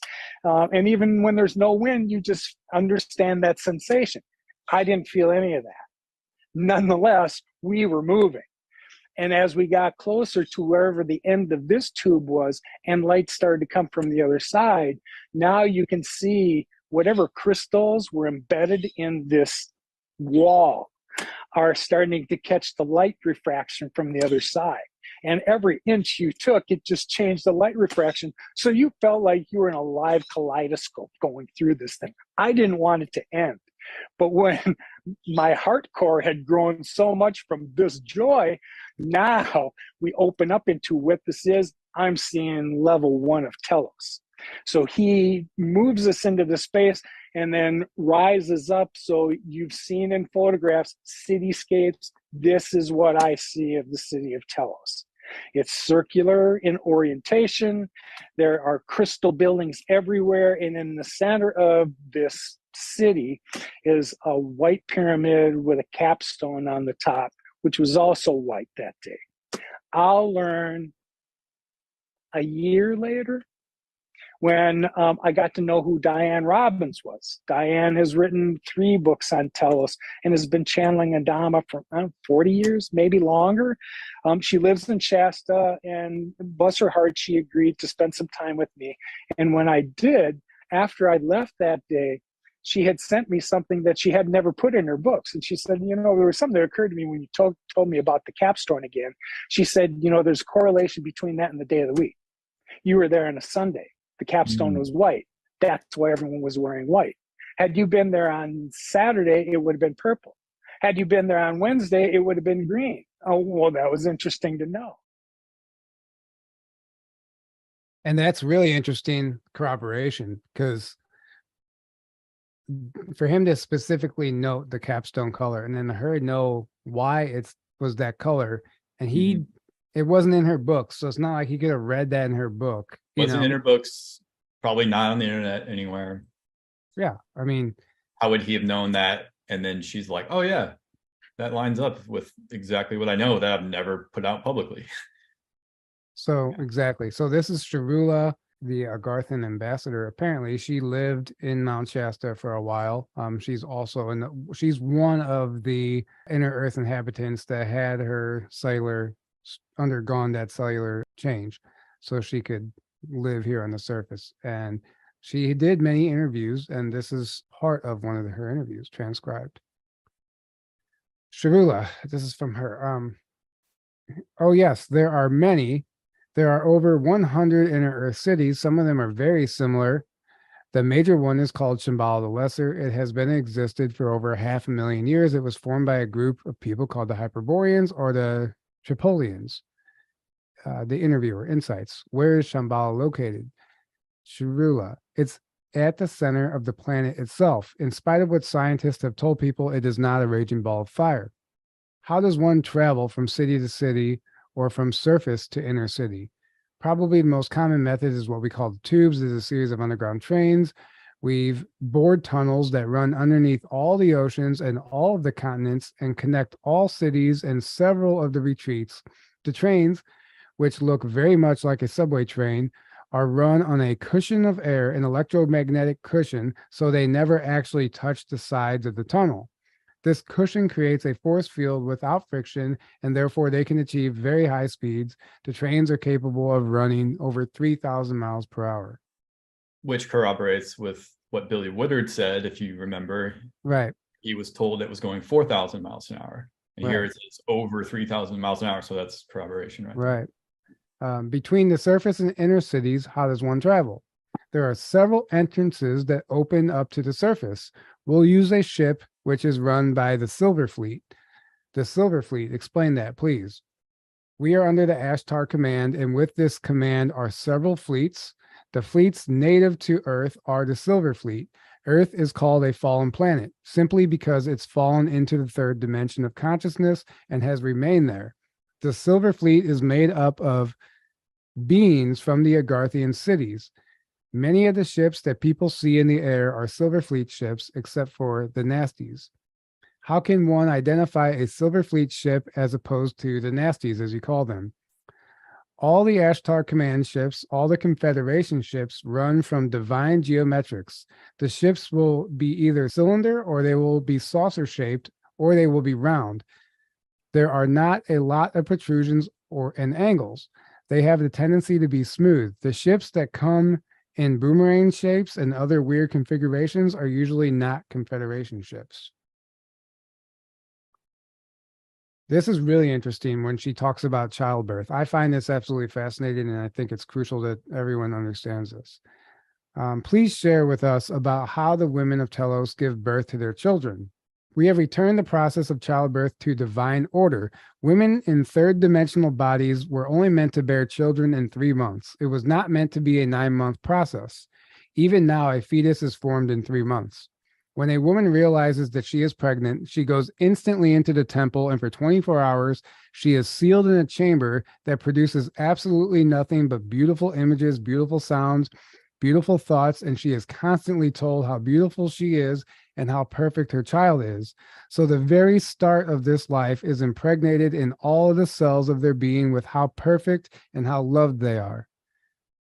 After 3 months, she returns to a birth chamber, and a high priestess will put the mother in a slight altered state, whereas she feels no pain. She's just happy and euphoric. All births take place underwater, which produces almost no labor pains. The mother feels nothing but pressure. She's not going through trauma because the mother is relaxed. The baby goes through less physical pain. When the baby is born in the water, both parents are there to hold it. They allow the baby to float underwater for some time until the baby itself chooses to come to the surface and breathe. And because there is no trauma about breathing, the baby also has learned to take complete breaths, and they're not shut off immediately by panic and pain. I mean, it's incredible. Like, it's just unbelievable what our, you could say big pharma, the Midwestern medicine, what they have done to the childbirth process. You mean Western medicine? I'm sorry, Western medicine. Yeah. Midwestern too, whatever. Yeah, well, that's part of it. What is this? Oh, this is that video, another clip from that documentary. It just kind of summarizes the Agartha Network.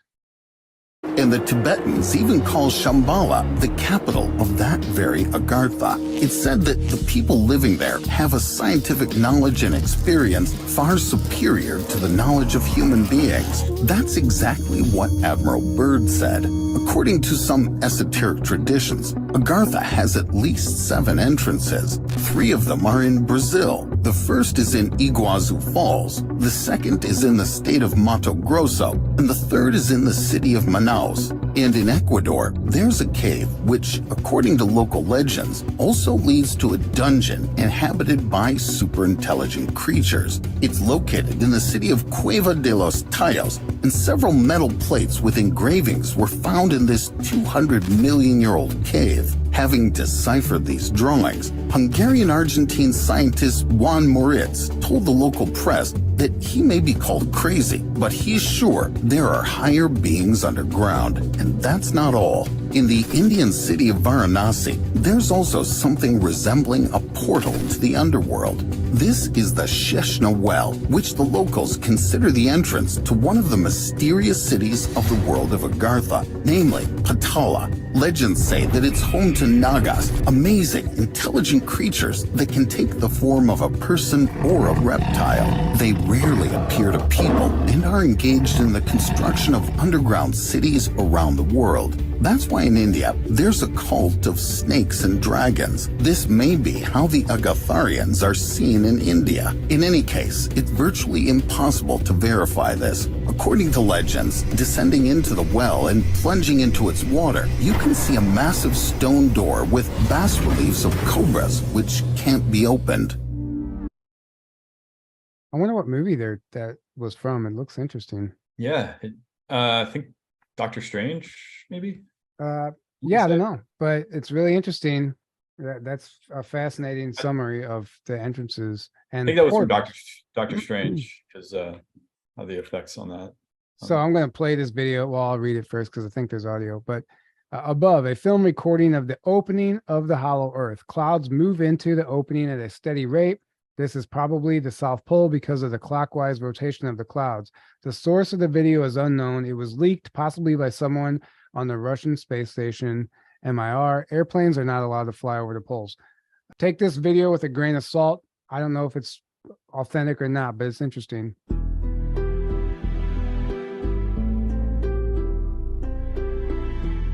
Basically, it's just a couple minutes of this. It's just constant movement. It's just like almost like a funnel.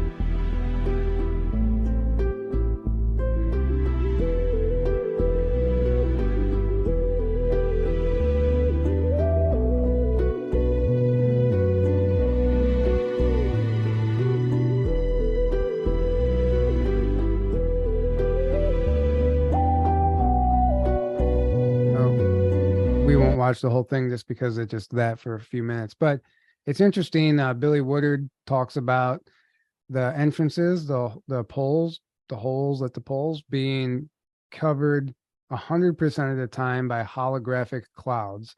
So there's a holographic overlay. No matter when you go, you're just going to see cloud coverage.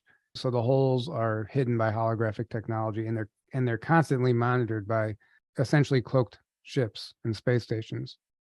So anyone who attempts to go in, they're immediately on radar. So we're going to get into the missing diary of Admiral Byrd, which, if you remember Billy Woodard's testimony earlier when he was brought into Area 51, that was the very first thing they had him read, and he was like, "Is this real?" And they were like, "Oh yeah." And if he is telling the truth, then that kind of verifies this portion that has been, highly controversial for years, and it's been debunked by some people, but whatever. Just some more imagery of, just to give you an idea of the holes. So this is from the diary. I'm only going to read a part of the diary, but not the part where he documents being inside the planet. It would be too long for us to sit here and read the whole thing. But actually, Aaron, if you want to start reading this, Sure. that would be helpful. I must write this diary in secrecy and obscurity. It concerns my Arctic flight of the 19th day of February in the year of 1947. There comes a time when the rationality of men must fade into insignificance, and one must accept the inevitability of the truth. I am not at liberty to disclose the following documentation at this writing. Perhaps it shall never see the light of public scrutiny, but I must do my duty and record here for all to read one day. In a world of greed and exploitation of certain of mankind can no longer suppress that which is truth. 1,000 hours. We are crossing over the small mountain range and still proceeding northward as best as can be ascertained. Beyond the mountain range is what appears to be a valley with a small river or stream running through the center portion. There should be no green valley below. Something is definitely wrong and abnormal here. We should be over ice and snow. To the port side are great forests growing on the mountain slopes. Our navigation instruments are still spinning. The gyroscope is oscillating back and forth. I alter altitude to 1,400 feet and execute a sharp left turn to better examine the valley below. It is green with either moss or a type of knit grass. The light here seems different. I cannot see the sun anymore. We make another left turn and we spot what seems to be a large animal of some kind below us. It appears to be an elephant. No, it looks more like a mammoth. This is incredible. Yet there it is. Decrease altitude to 1,000 feet and take binoculars to better examine the animal. It is confirmed. It is definitely a mammoth-like animal. Report this to base camp. Encountering more rolling green hills now. The external temperature indicator reads 74 degrees Fahrenheit. Continuing on our heading now. Navigation instruments seem normal now. I am puzzled over their actions. Attempt to contact base camp. Radio is not functioning. 11:30 hours. Countryside below is more level and normal, if I may use that word. Ahead, we spot what seems to be a city. So now they're on the inside fully now.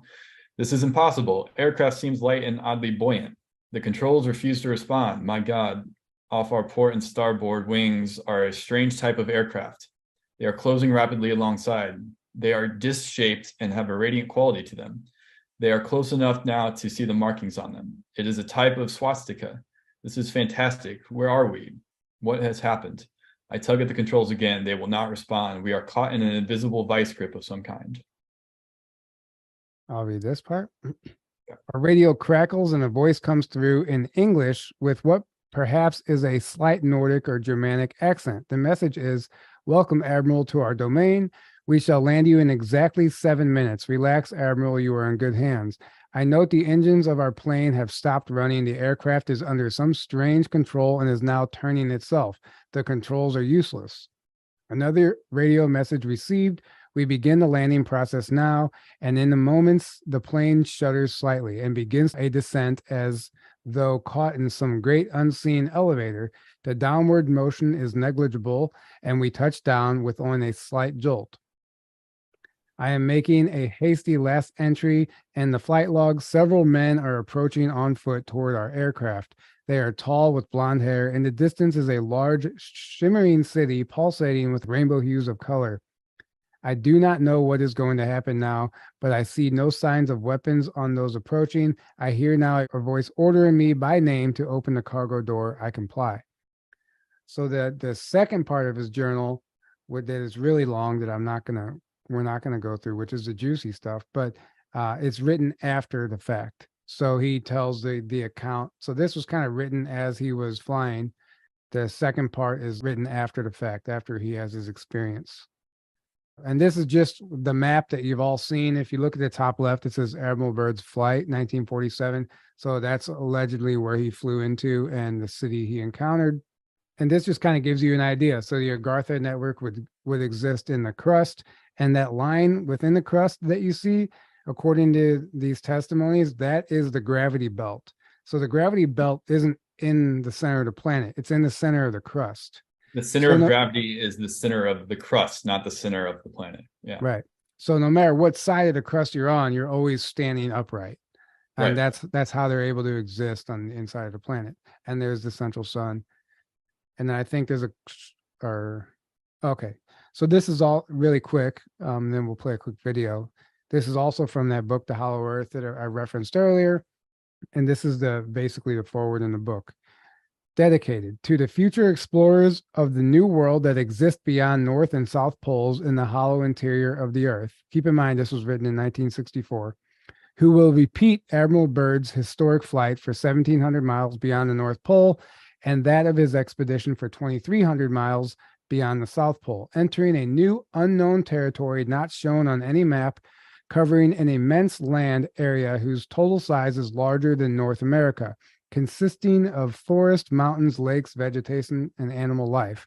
The aviator, who will be the first to reach this new territory, unknown until Admiral Byrd first discovered it, will go down in history as a new Columbus and greater than Columbus. For while Columbus discovered a new continent, he will discover a new world. So this guy wrote this book well aware of Admiral Byrd's account in 1964. And then here's a video, brief video, just kind of talking about it. When we accidentally flew into some kind of crater in the ground, my crew and I noticed aircraft we had never seen before. Human-like creatures met us, but they seemed much more developed than people. The president has been advised. I am now detained and placed under strict control via the national security provisions of the United States of America. I am ordered to remain silent. These entries from Admiral Richard Byrd's personal diary miraculously leaked into the press in the second half of the 90s. A detailed description of the civilization that lives literally under our feet really shocked society because the records belonged not to some madman, but to a respected American military pilot with numerous state awards. And yeah, so whenever he came back and he informed, I think the Pentagon or whoever he informed the president, he was told to remain silent and never speak of his findings. He was basically threatened. He was threatened. But he came back with a message from the inner Earth beings, basically to cease and desist all nuclear weapons and atomic bombs because we were destroying ourselves. And there's a affecting whole other dimensions and other civilizations as well. right. So I'll try to find, I have the physical copy of the diary, but it's really hard to find like a PDF of it online. You can buy it, but it's free also. If I find it, we'll put that in there so you guys can read through it if you'd like, which I highly recommend. Actually, I read through that way back in 2010, way before my awakening. I was on Before It's News, that website, Before It's News. Yeah. And that's when I first read the Admiral Byrd diary. And that's what like blew my mind open to Hollow Earth. I was like, oh my God, it felt so true even back then. What is this? Yeah. I remember like saving it and then sending it to my sister. I'm like, you have to read this. Like I was so excited about it. And that was way before your awakening too. Yeah, that was 2010. Yeah. Before my awakening even. Yeah. Oh, well, I was still interested in that's when I was starting to get into everything. Well, yeah, you said you were kind of into UFOs, you and your dad kind of your whole life. I'm sorry, it was 2011 whenever I found that. 2011. Still. Yeah. You said you kind of had a somewhat of an interest in like UFOs. Well, that all happened. It was right after my mom passed away. So that's when everything kind of like, I didn't really have my awakening, but that's where things started to change for me. So. Right. Okay. And then this. You had one level of an awakening when you were getting attacked. Right. Exactly. So this next part comes from the book from Diana Robbins, Messages from the Hollow Earth. And Aaron, you have these books, right? I have, this is one book. It's just two different covers of the same book. Yeah, this book is amazing. I highly recommend you guys get this book and read it. It's pure disclosure of Hollow Earth, of just how it is down there and how they live, and the nature of reality also, and things that we should know. Right. So some of this stuff might seem like we're repeating ourselves, but it's worth it. So Aaron, if you want to read this part, and I'll read the next page if you want. Adama talks about the inner Earth beings who live in the Hollow Earth. So this is Adama talking. We have easy access into the inner Earth world through our tunnel system, which goes directly through the Earth's mantle and into the inner Earth entryways, where we are greeted by our brothers and sisters upon arrival. We are always going and coming since we keep up a steady trade relation with them. We enjoy their beaches and oceans and climb their mountains. It is a gloriously beautiful realm of light and purity, and truly invigorating to be there. Know that the spiritual state of the inner Earth beings is very evolved compared to the surface dwellers. These beings came from another solar system to populate the inner Earth. They never lived on the surface. Their home on this planet has always been in the inner recesses of Earth. They are, however, in contact with beings on the surface, just as you are in contact with the Dhamma and the mantle. You on the surface are the direct descendants of roving bands of ETs who created you to mine the Earth's resources. These creator ETs don't reside on Earth at this time. However, you all have the same spiritual potential as inner Earth beings. Your life on the surface in no way mirrors life in the inner Earth. The only things on the surface that mirror life inwardly are the mountains and oceans and plains. These inner Earth beings have your surface conditions fully monitored. They know all that transpires on Earth, just as we in the mantle know all through our computer network. The great inner Earth beings know of your yearnings to live in the inner Earth, where all is in a peaceful, harmonious state. They do consider surface folk their brothers and sisters who have not as yet evolved enough to reside with them in the land of plenty. However, when you do reach a higher spiritual state, then you too can live internally within Earth. As you scan our landscape, you will see the openings of the holes at the poles. These openings are wide enough for some motherships to enter. You can see the spaceport spread out for hundreds of miles in a circle, interspread with flowers, grasses, bushes, trees, waterfalls. It does not look like your barren concrete airports devoid of life, but rather like a garden with space shuttles and starships nestled peacefully inside our world. We hardly know when they come and go, as they do not emit any harsh sounds, and we hardly detect any sound when they land or take off. They are in complete harmony with our love vibration and move in silence. We can visually see their movements as they gracefully fly in and out through the poles. Our library is a multi-dimensional portal and way station for travelers around the galaxy. Beings come here from all dimensions and universes to witness the wonders of creation that unfold when they step into the vast portals that transport them into realms beyond their imagination. There are portals leading to all star systems in our Milky Way galaxy, just waiting for you to explore. Inner Earth portals and space travel. Our galaxy operates as one huge whole system, totally interconnected through an interstellar communication web. Through our portals located at the Library of Portholagos, we can contact anyone or travel anywhere in our universe and beyond. We can easily come and go through the openings at the poles. Our spaceport is located inside the hollow Earth in direct alignment with the openings at the North and South poles. We are not stuck on the Earth as you are, but can leave whenever we desire. We are not limited in movement and can travel throughout the universe at will. There are no physical constraints, for we apply the universal laws of energy and use the already existing highways throughout the universe. We can't get lost, for all is mapped out and all is in constant communication with all in existence. We just tap into this live network that is always broadcasting and move through it effortlessly, which is beautiful. The hollow Earth is a paradise with tall, graceful mountains just jutting into the sky, and large, clear, clean lakes and oceans that abound with life. The diet in the hollow Earth is strictly vegetarian, and people are healthy, robust, and strong. They too have isolated themselves from the surface population, although they come and leave the Earth freely using the spacecraft that are kept there in the spaceport and the inside of the Earth. So although they're inside the Earth, they have freedom and health and abundance and peace, all of the necessary components of life that you on the surface have been crying out for. There is free travel between the subterranean cities and the hollow Earth through the tunnels, using our electromagnetic trains that can take us from one part of the Earth to another in a fraction of the time it takes you on the surface. Our transportation is quick and efficient and burns no fuels. Therefore, there's no pollution underground. We long for the day when you on the surface can travel freely to hollow Earth, where you'll be greeted with great joy and love. It is this return to the land of Eden that you are all crying out for. We too await this day, as all of us in the subterranean cities will join with you in the celebration, merging all our civilizations into one. And there you go. She says the land of Eden, which corroborates Olaf Jansen. Garden of Eden. Yep. And this just kind of summarized, this talks about the tunnel network. There are tunnels intertwining throughout the planet, connecting every large city and state. The inner Earth inhabitants can reach most of their destination within hours, if not minutes. This underground network of passageways has been used for eons. They are more connected below than we are above. They can travel anywhere freely without making reservations, paying large sums of money, or spending days at airports, train stations, or in cars. Would be beautiful. Sounds pretty Because I'm over the airports.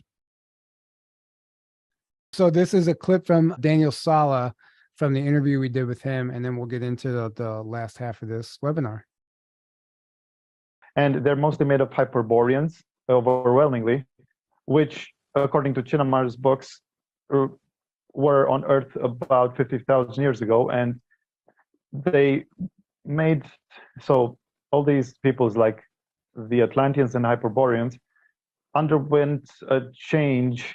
They basically couldn't remain on the surface because the surface more and more went into the frequencies of 3D, and it used to be much more interchangeable before, and there were even wars fought over the last remaining portals as the chasm got smaller and smaller. But yeah, and apparently many of these peoples either went elsewhere or they departed or they absconded inside the Earth, and where they could continue, because this is important to mention that as you go inside, certainly past the mental, you are fully in the etheric realm, which is also known as 4D, but you also already feel the mark gradually as you go deeper. So by the time you're near the end, you have much more elevated, states and feelings when you're inside. And yeah, the other thing, other than the Hyperboreans, apparently there are also 4 Lemurian outposts inside Earth and 2 Atlanteans. So not very many, but apparently there are Atlanteans inside Hollow Earth as well.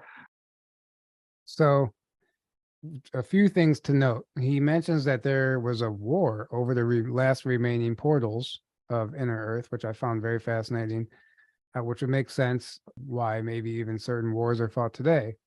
We've heard that they're fought over stargates, but why can't that stargate also be a portal to Inner Earth? And Right. secondly, he mentions the density changes. You're essentially traveling into another dimension when you go into Inner Earth, which corroborates with a lot of other people. And he had talked about the Lemurian and Atlantean outposts still existing. And this next part is from this book that isn't out yet. I can't share the whole book, but I can talk about some of it. But my friend Nikki, she's friends with the author of this book.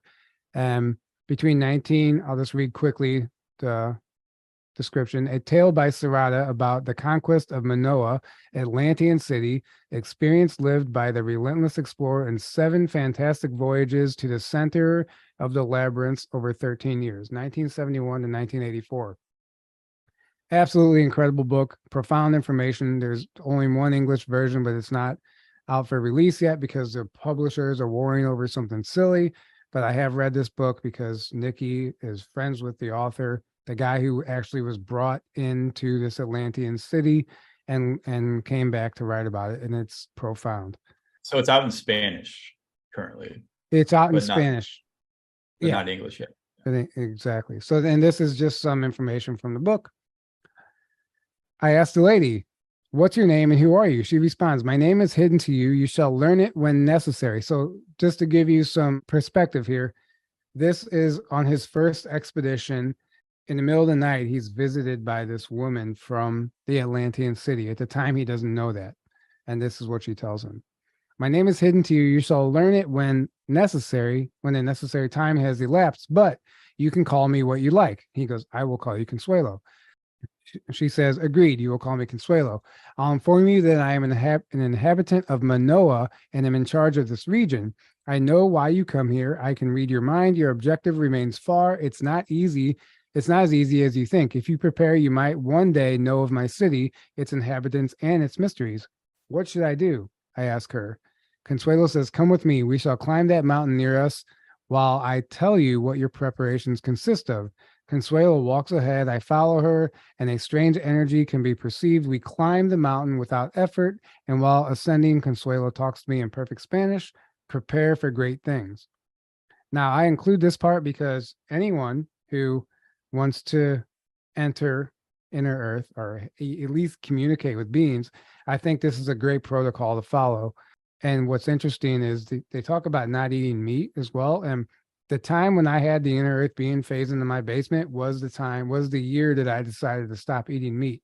Whether or not there's a correlation there, maybe it's not a coincidence. I don't know. Preparing for the journey. Begin with your body. It's the most important physical piece that we possess. It's what you should take care of the most, much more than your photography equipment that you have lost. You should learn to breathe correctly. In breath, there is life, prana. Breathe fully and completely. Take in air slowly, always through the nose. Fill the lungs completely. from the brain to the organs of creation. Hold it briefly, then exhale slowly through the nose. Do this many times a day until it becomes a permanent habit. This technique is called Tamran. You should assimilate prana by means of correct respiration. 2. Become an alchemist. Our energy should be transmuted. Semen must be cerebralized and the cerebral semenized through the transmutation of the Christic energies. 3. Your food should be clean and natural. Eat as much raw food as possible. Avoid meats. Never ingest industrialized food. Much less shall you eat pork. This last one you should never eat. So they say avoid pork at all costs. 4. Purify your body. Bathe in the 7 rivers of pure water and anoint it with oils, essences of plants, and flowers of the region. You shall bring offerings to the sacred lakes that lie in the land of the valley of the sun, especially on the solstices and equinoxes. You shall be reverent with the god sun to receive its energy. Work intensely until you become Medohim. Your thoughts, or better yet, your imagination, should be exact and precise. Do meditation by concentrating on your heart. Awaken your conscience. Monoa exists in a higher dimension. That's why it's not always visible. But when you are able to see her, you will be astounded forever. This has happened to those who have had the privilege of perceiving her. Consuelo signals to a glen that's visible below and says, "In that glen are 2 doors that are entries to my city. One where guests of honor enter and are able to leave again, and the other where others enter and never again return. Monoa possesses the memory of Gaia, memory of the Mother Earth, Akashic records of nature. It conserves the history, science, and wisdom of all races that have existed on Earth. All of this can be accessed and recorded in the mind of those who deserve it. Consuelo instructs me in exercises for the body and teaches me about spirituality. She teaches me breathing techniques, indicates which foods to eat and which I should never ingest, and warns me, surround yourself always with beings of pure ideals."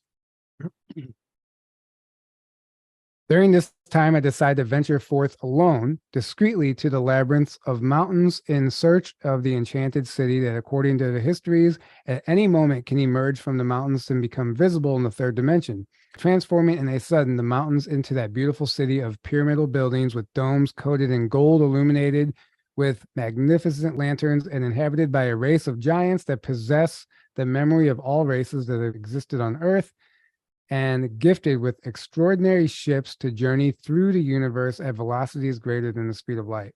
So this is I just found that interesting, just to help paint a picture of this city. And it's getting hard to read after over 2 hours.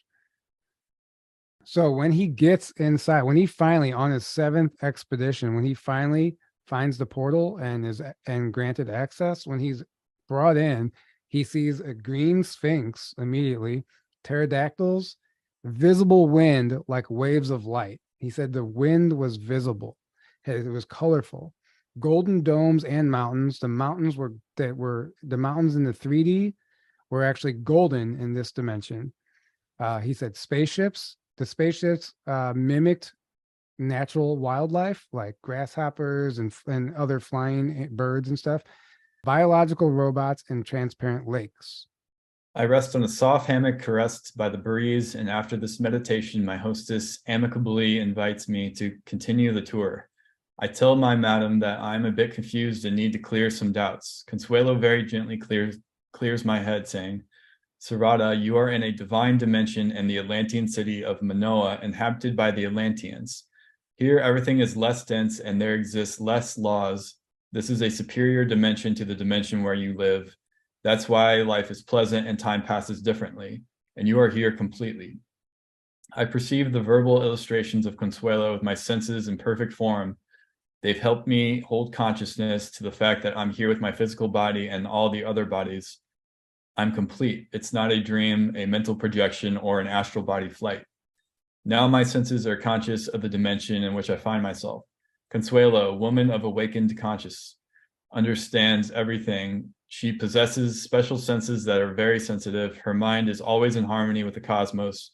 She has understood that I've dissipated my doubts and invites me to continue the tour through the beautiful city. Okay, there's a lot here, but this is so fascinating to me. and this book isn't available anywhere, so I want to share some of this with you. The communication with Consuelo is telepathic almost the entire time, but she also speaks the tongue of her race, the language of Mu, primitive tongues, and a universal language that can be perceived with the silent mind. Magic and science are lived here in every instant.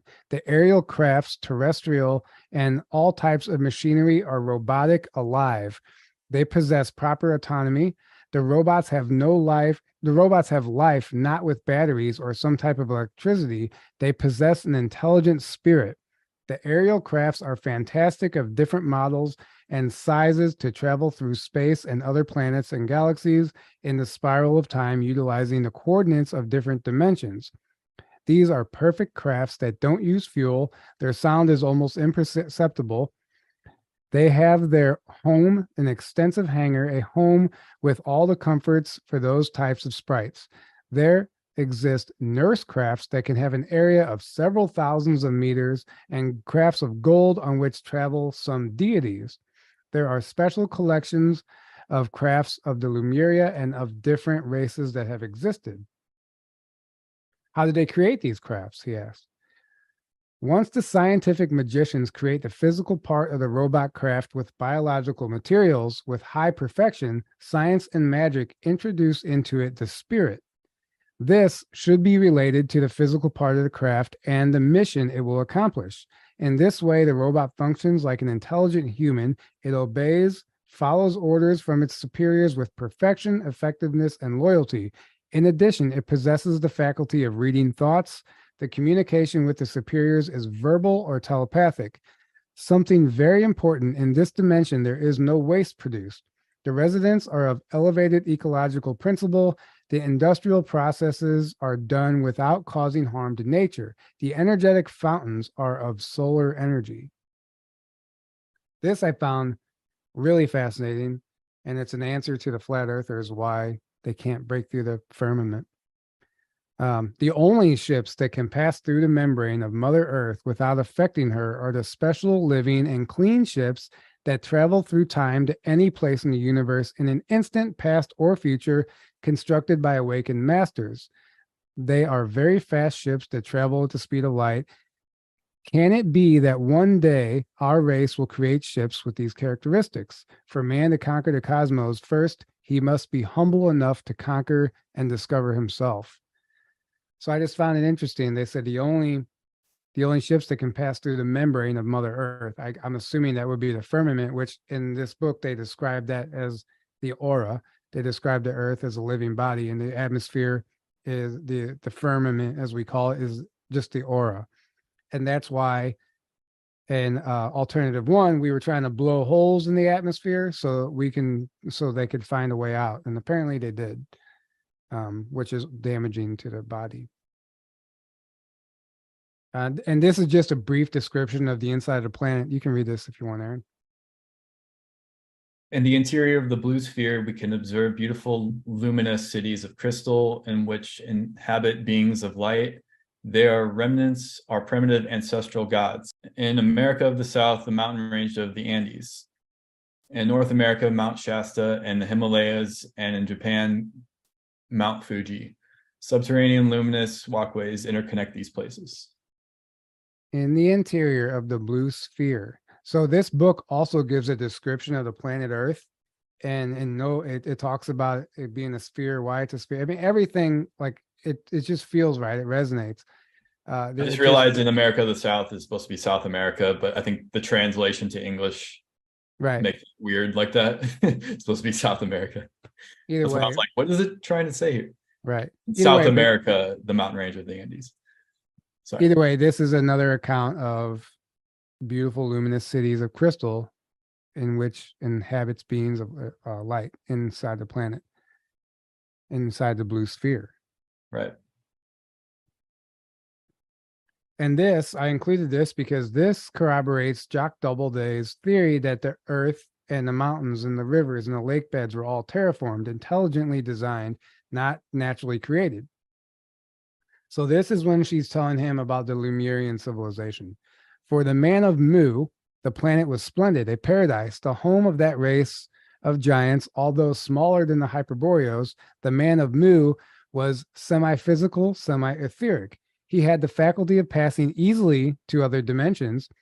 The intelligence and wisdom was manifested in them fully in the space of the physical dimension and the astral of the universe. The gods of Lemuria were the organizers of the physical part of Earth. They gave form to the mountains, valleys, and plains. They ordered the great ocean or great lake or rivers, the physical structure of the earth.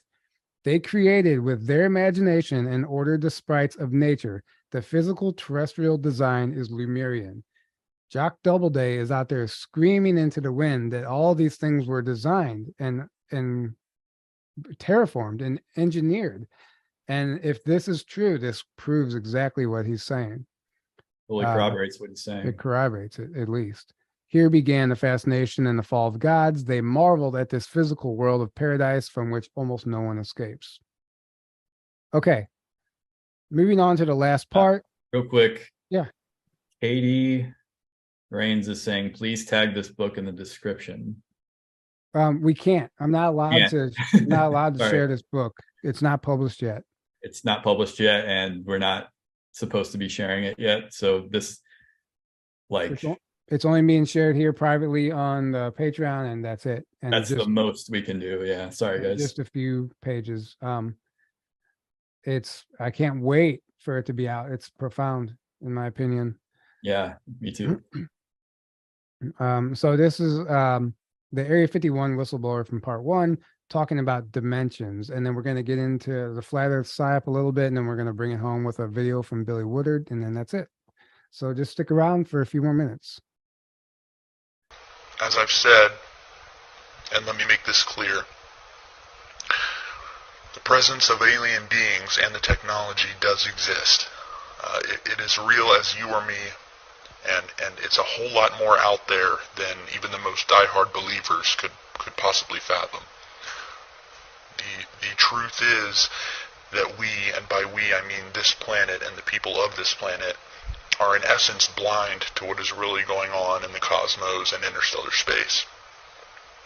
What people call aliens, we call IBs, or in layman's terms, interdimensional beings. And what we found out and have known about since the early 70s is that, in simplest terms, other dimensions or planes, as we call them, exist and lay on top of each other, almost stacked, as if you had a blanket with another blanket stacked on top of it and another blanket stacked on top of it. To explain it so you can understand, you can imagine the Earth and our reality as a thin blanket, and all of these other higher dimensions are the blankets laying directly on top of ours. However, we can only see our own blanket. Now, the alien beings, or the ships that we have seen in videos, and that many people have captured over the years, are in fact what we call jumpers, in that they exist in their relative dimensions, but have in fact jumped into ours. We have discovered that most of the time we are unable to see them, as they are at a wavelength indifferent to our own, and our senses, eyes and ears, cannot detect. From the information that I have gathered and been briefed on, every planet, star, and galaxy within our own plane and universe, as we see it, exists also in these other dimensions. We've detected that we know of and that I've been briefed on at least 4 other dimensions that do exist. Now, as I said, every planet we know of, every galaxy does exist in these other dimensions. However, with each new dimension, each planet, galaxy, star takes on a different form. To explain it in the most simplest terms, you can look at our own planet, Jupiter, which is in the outer reaches of our solar system. Now, to us, it's a deadly gaseous planet, completely uninhabitable. However, when you look at Jupiter in an elevated dimension, you will see that it is completely changed in all forms. you will see that it's no longer a deadly ball of gas, but is now solid, has a different color, and is now inhabited. We know for a fact this is true due to the fact that the government has the technology to detect these higher dimensions and actually get a small view of what the solar system looks like on the other side, as we call it, in these other dimensions. There is much we do not know about the universe and how it works. However, here are the facts that I can confirm as truth and were made known to me, and that I and the other people that I worked with have been briefed on. Now, we are not alone in the universe. There are alien beings within our own dimension of space, as well as other dimensions. The planet Earth is an early stage, I guess you could say, training ground, if you will, whereby which we as beings will live until we advance to the higher dimensions. Now, we are not the bottom of the food chain, and we have discovered that there are at least 2 dimensions below our own plane. But that is as far as I will go regarding that. Okay, so a few things to note. For one, Christy, that is not D.U.M.B.S. This is an anonymous whistleblower that came out in 2008, and it's only like a 12-minute video in its entirety. And I think I linked it in the description. Yeah, it's in the description as the #1 link. He does kind of sound like D.U.M.B.S. though, so I can understand them. Right. But apparently, I mean, maybe it is, but maybe it is. Who knows? As an anonymous whistleblower. But he talks about the other dimensions, and he said, imagine them as flat blankets, right? And then he said that there's also, he said in each dimension, the planets take on different forms. So it'll be gas giant here, but in another dimension, it's a solid planet inhabited with life. And then he also said there's 2 dimensions below ours. This is important to take note of. This is, a lot of the flat earthers, some of them are understanding that reality isn't what we've been taught. And they see these dimensions as flat blankets like that, but they're seeing it as a flat physical plane. That's just a representation of how you can visualize it. That doesn't mean it's a flat planet. Actually flat, right? Yeah. Right. But it's important to take note of that. And then secondly, that planets can appear in different forms in other dimensions. And 2 and 3, there are lower dimensions below the 3rd dimension. So the flat earth psyop keeps you trapped. So this is important to understand. What better way to make people feel helpless than by push a theory that this image right here perfectly gives you a visual of how they want you to feel trapped inside of a inside of a snow globe. They want you to think you're trapped in basically like a prison, right? Like a snow globe. Exactly. And so here we go. We're going to get into the dimensions. So, is the Earth flat in the 2nd dimension? This is a question we have to ask ourselves. On the left here is a TikTok video, which I won't play, but Flat Earth is a psyop. This video will probably lose me followers. Flat Earth is a CIA psyop. Flat Earth theory allows them to go back to sleep. Bingo. Read that again. Flat Earth theory allows them to go back to sleep. Let's look at a video game as an example. In a 2D side-scrolling video game, that moon that you're looking at right there is a flat disk. In the 2nd dimension, in a 2D video game, it's a flat disk. As the evolution of technology, as technology evolves, by nature, that flat disk now becomes a 3D navigatable sphere. So we're looking at the 2nd dimension. Now we're looking at the 3rd dimension, which is where we reside. 4D and beyond, you can get into the holographic universe. So we're looking at the quantum holographic universe and all of those theories that we hear as well. Now, why this is important is because what better way to counter the ascension than pushing a narrative that tricks people into believing that the Earth is flat? By doing so, maybe they're tricking people into devolving and descending into the 2nd dimension, where maybe the Earth is flat for all we know. And maybe they're not wrong, but what it is a lower state of consciousness. So now they're even further away from ascending into the fifth dimension. It's a lower frequency. And the problem with the second dimension, look at a video game. There's limited possibilities in a 2D reality. There's restrictions. So in this video game that they're creating here, it was probably very frustrating trying to create that helicopter and that moon and everything 3D, but you have this flat plane to do it on, and you're very limited to what you can do. The maneuverability sucks, the controls suck. Just translate that into the 2D reality where they want the flat earthers residing. It becomes very restricted. It becomes very hard to create. Imagination kind of goes out the window because they're just believing what they're told. They would have to ignore every slide in this webinar in order for the earth to be flat. So what a perfect way to counter the ascension than to promote on every platform, especially TikTok, #1 trending every day, flat earth.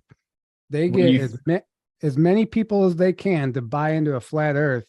Those people are now existing in the second dimension in a lower reality where if we go by the Area 51 whistleblower, the planet looks different, takes on different forms in every dimension.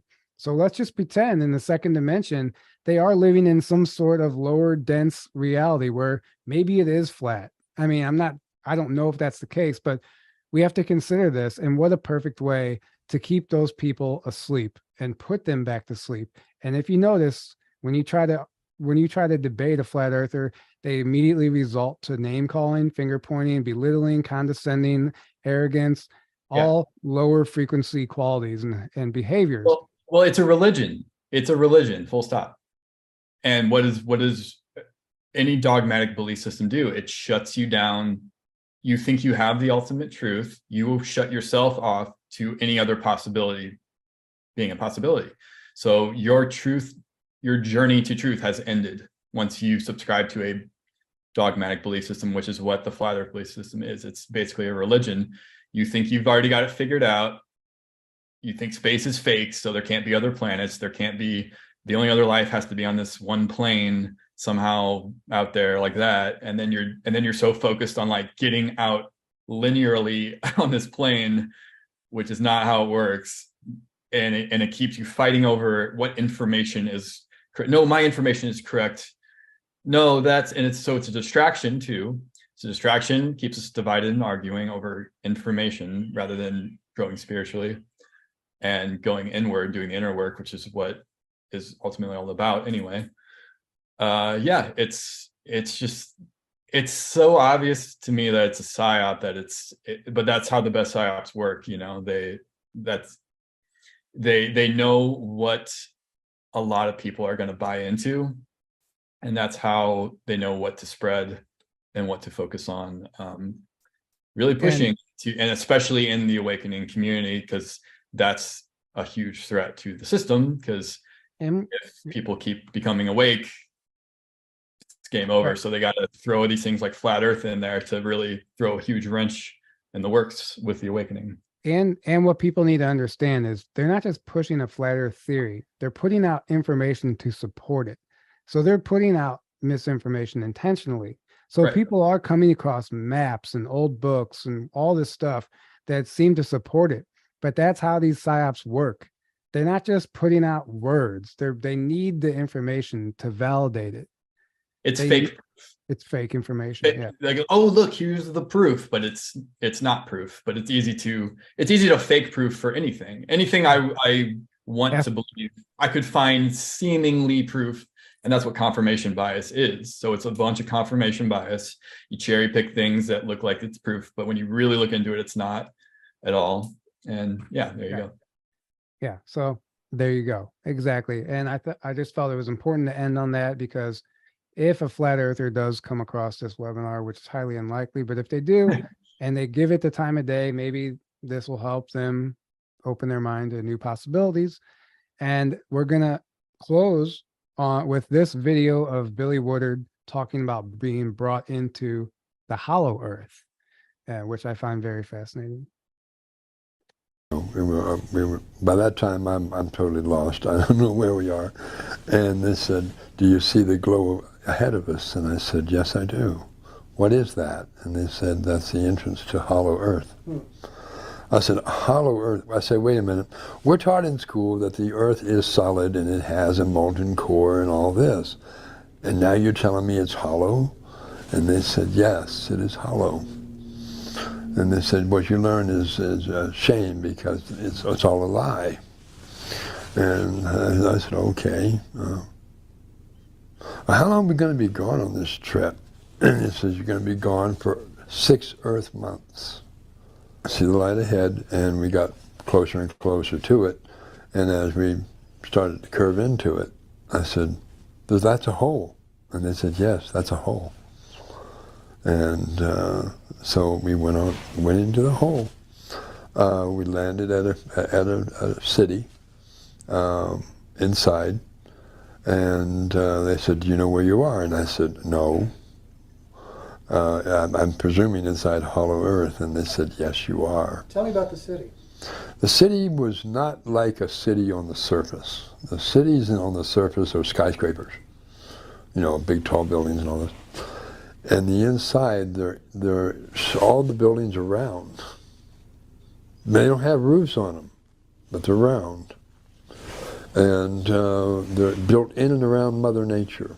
They're not, you don't see any highways or sidewalks or anything like this. It's all round structures in and around nature. With no roof. With no roofs. What were they made of?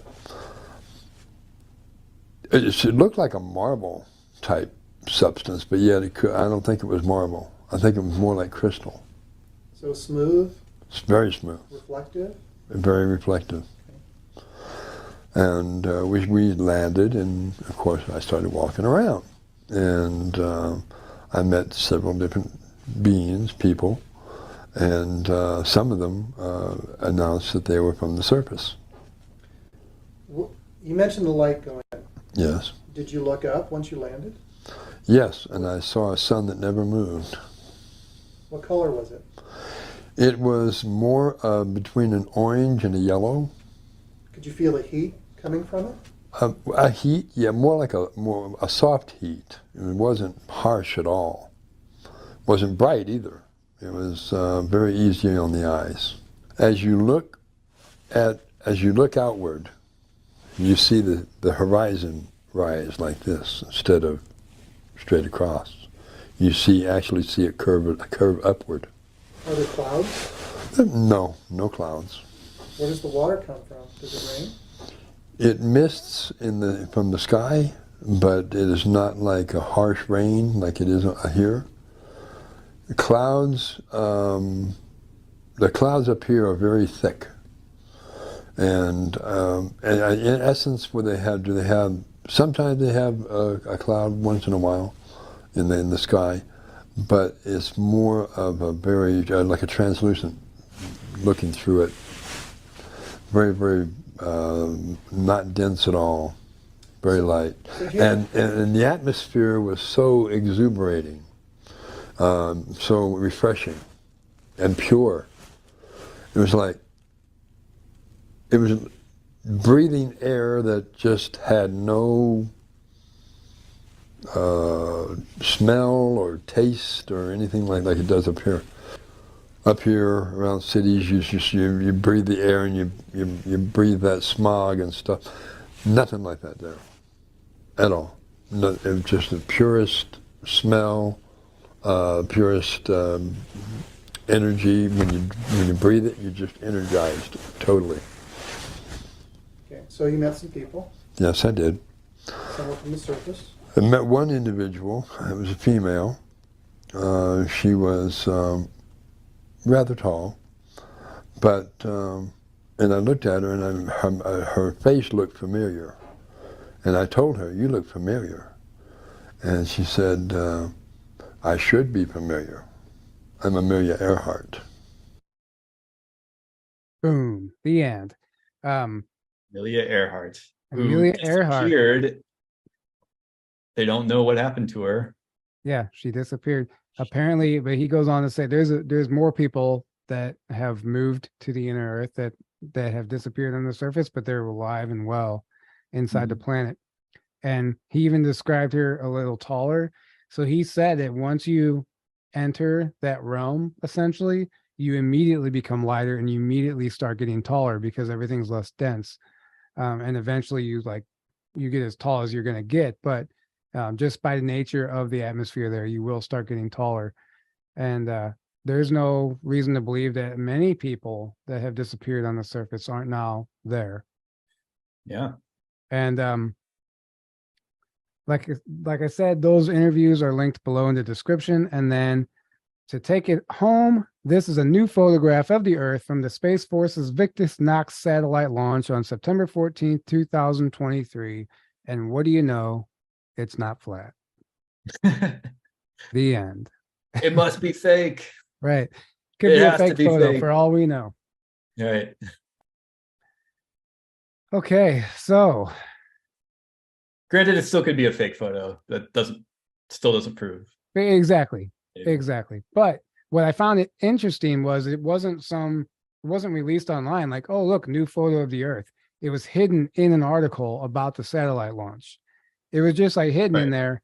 And no one, you didn't see this going around online or anything. Like I just pulled this out of the article and they just like snuck it in there, you know? Right. Which leads me to believe that it actually is real. It could be, and I don't know, anything could be faked. So whatever, Right. use your Or real, discernment. and they airbrushed out anything they didn't. Right. And use your gut.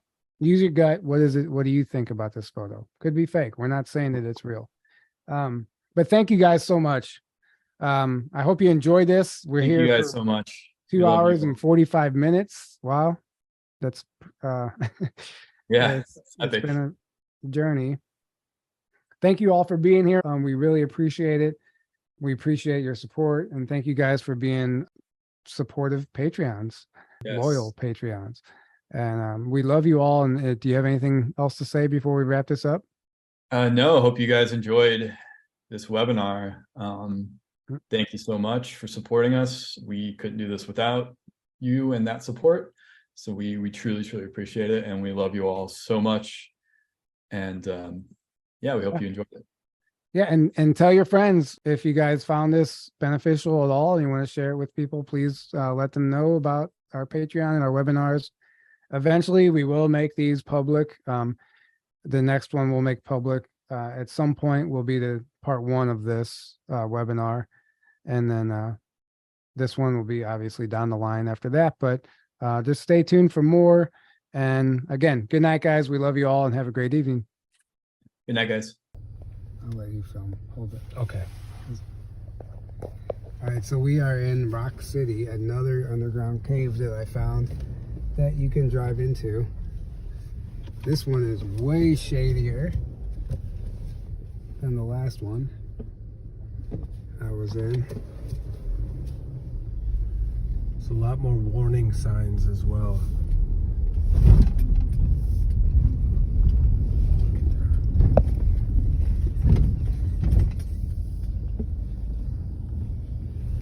I'm not sure which road to go here. Where we came from. Now it's telling us we can only go one way.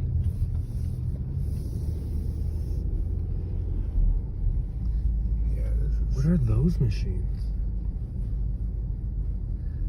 Who knows?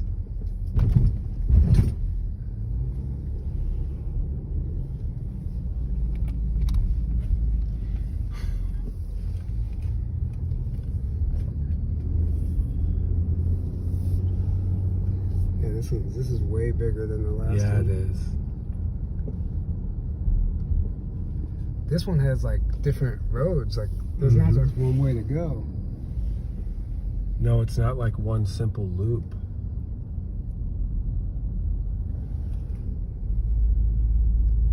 Pavement ends.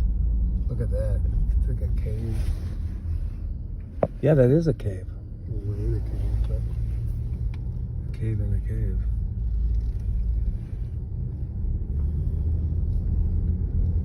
I can't believe we're in here right now.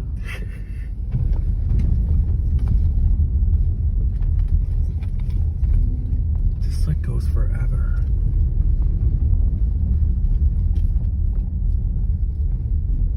Well, there's other, yeah, like, I don't know how far it goes in all these directions. There's an eerie laser beam light. This is totally bananas. 9C. Look at that to the right. Oh, you can't. What the hell? You can't tell anything in the video. Yeah, but it does go far down there. What the fuck? I'm gonna turn around before I get lost. Yeah. And then this is how we die. We Right. just starve to death. Stop that video.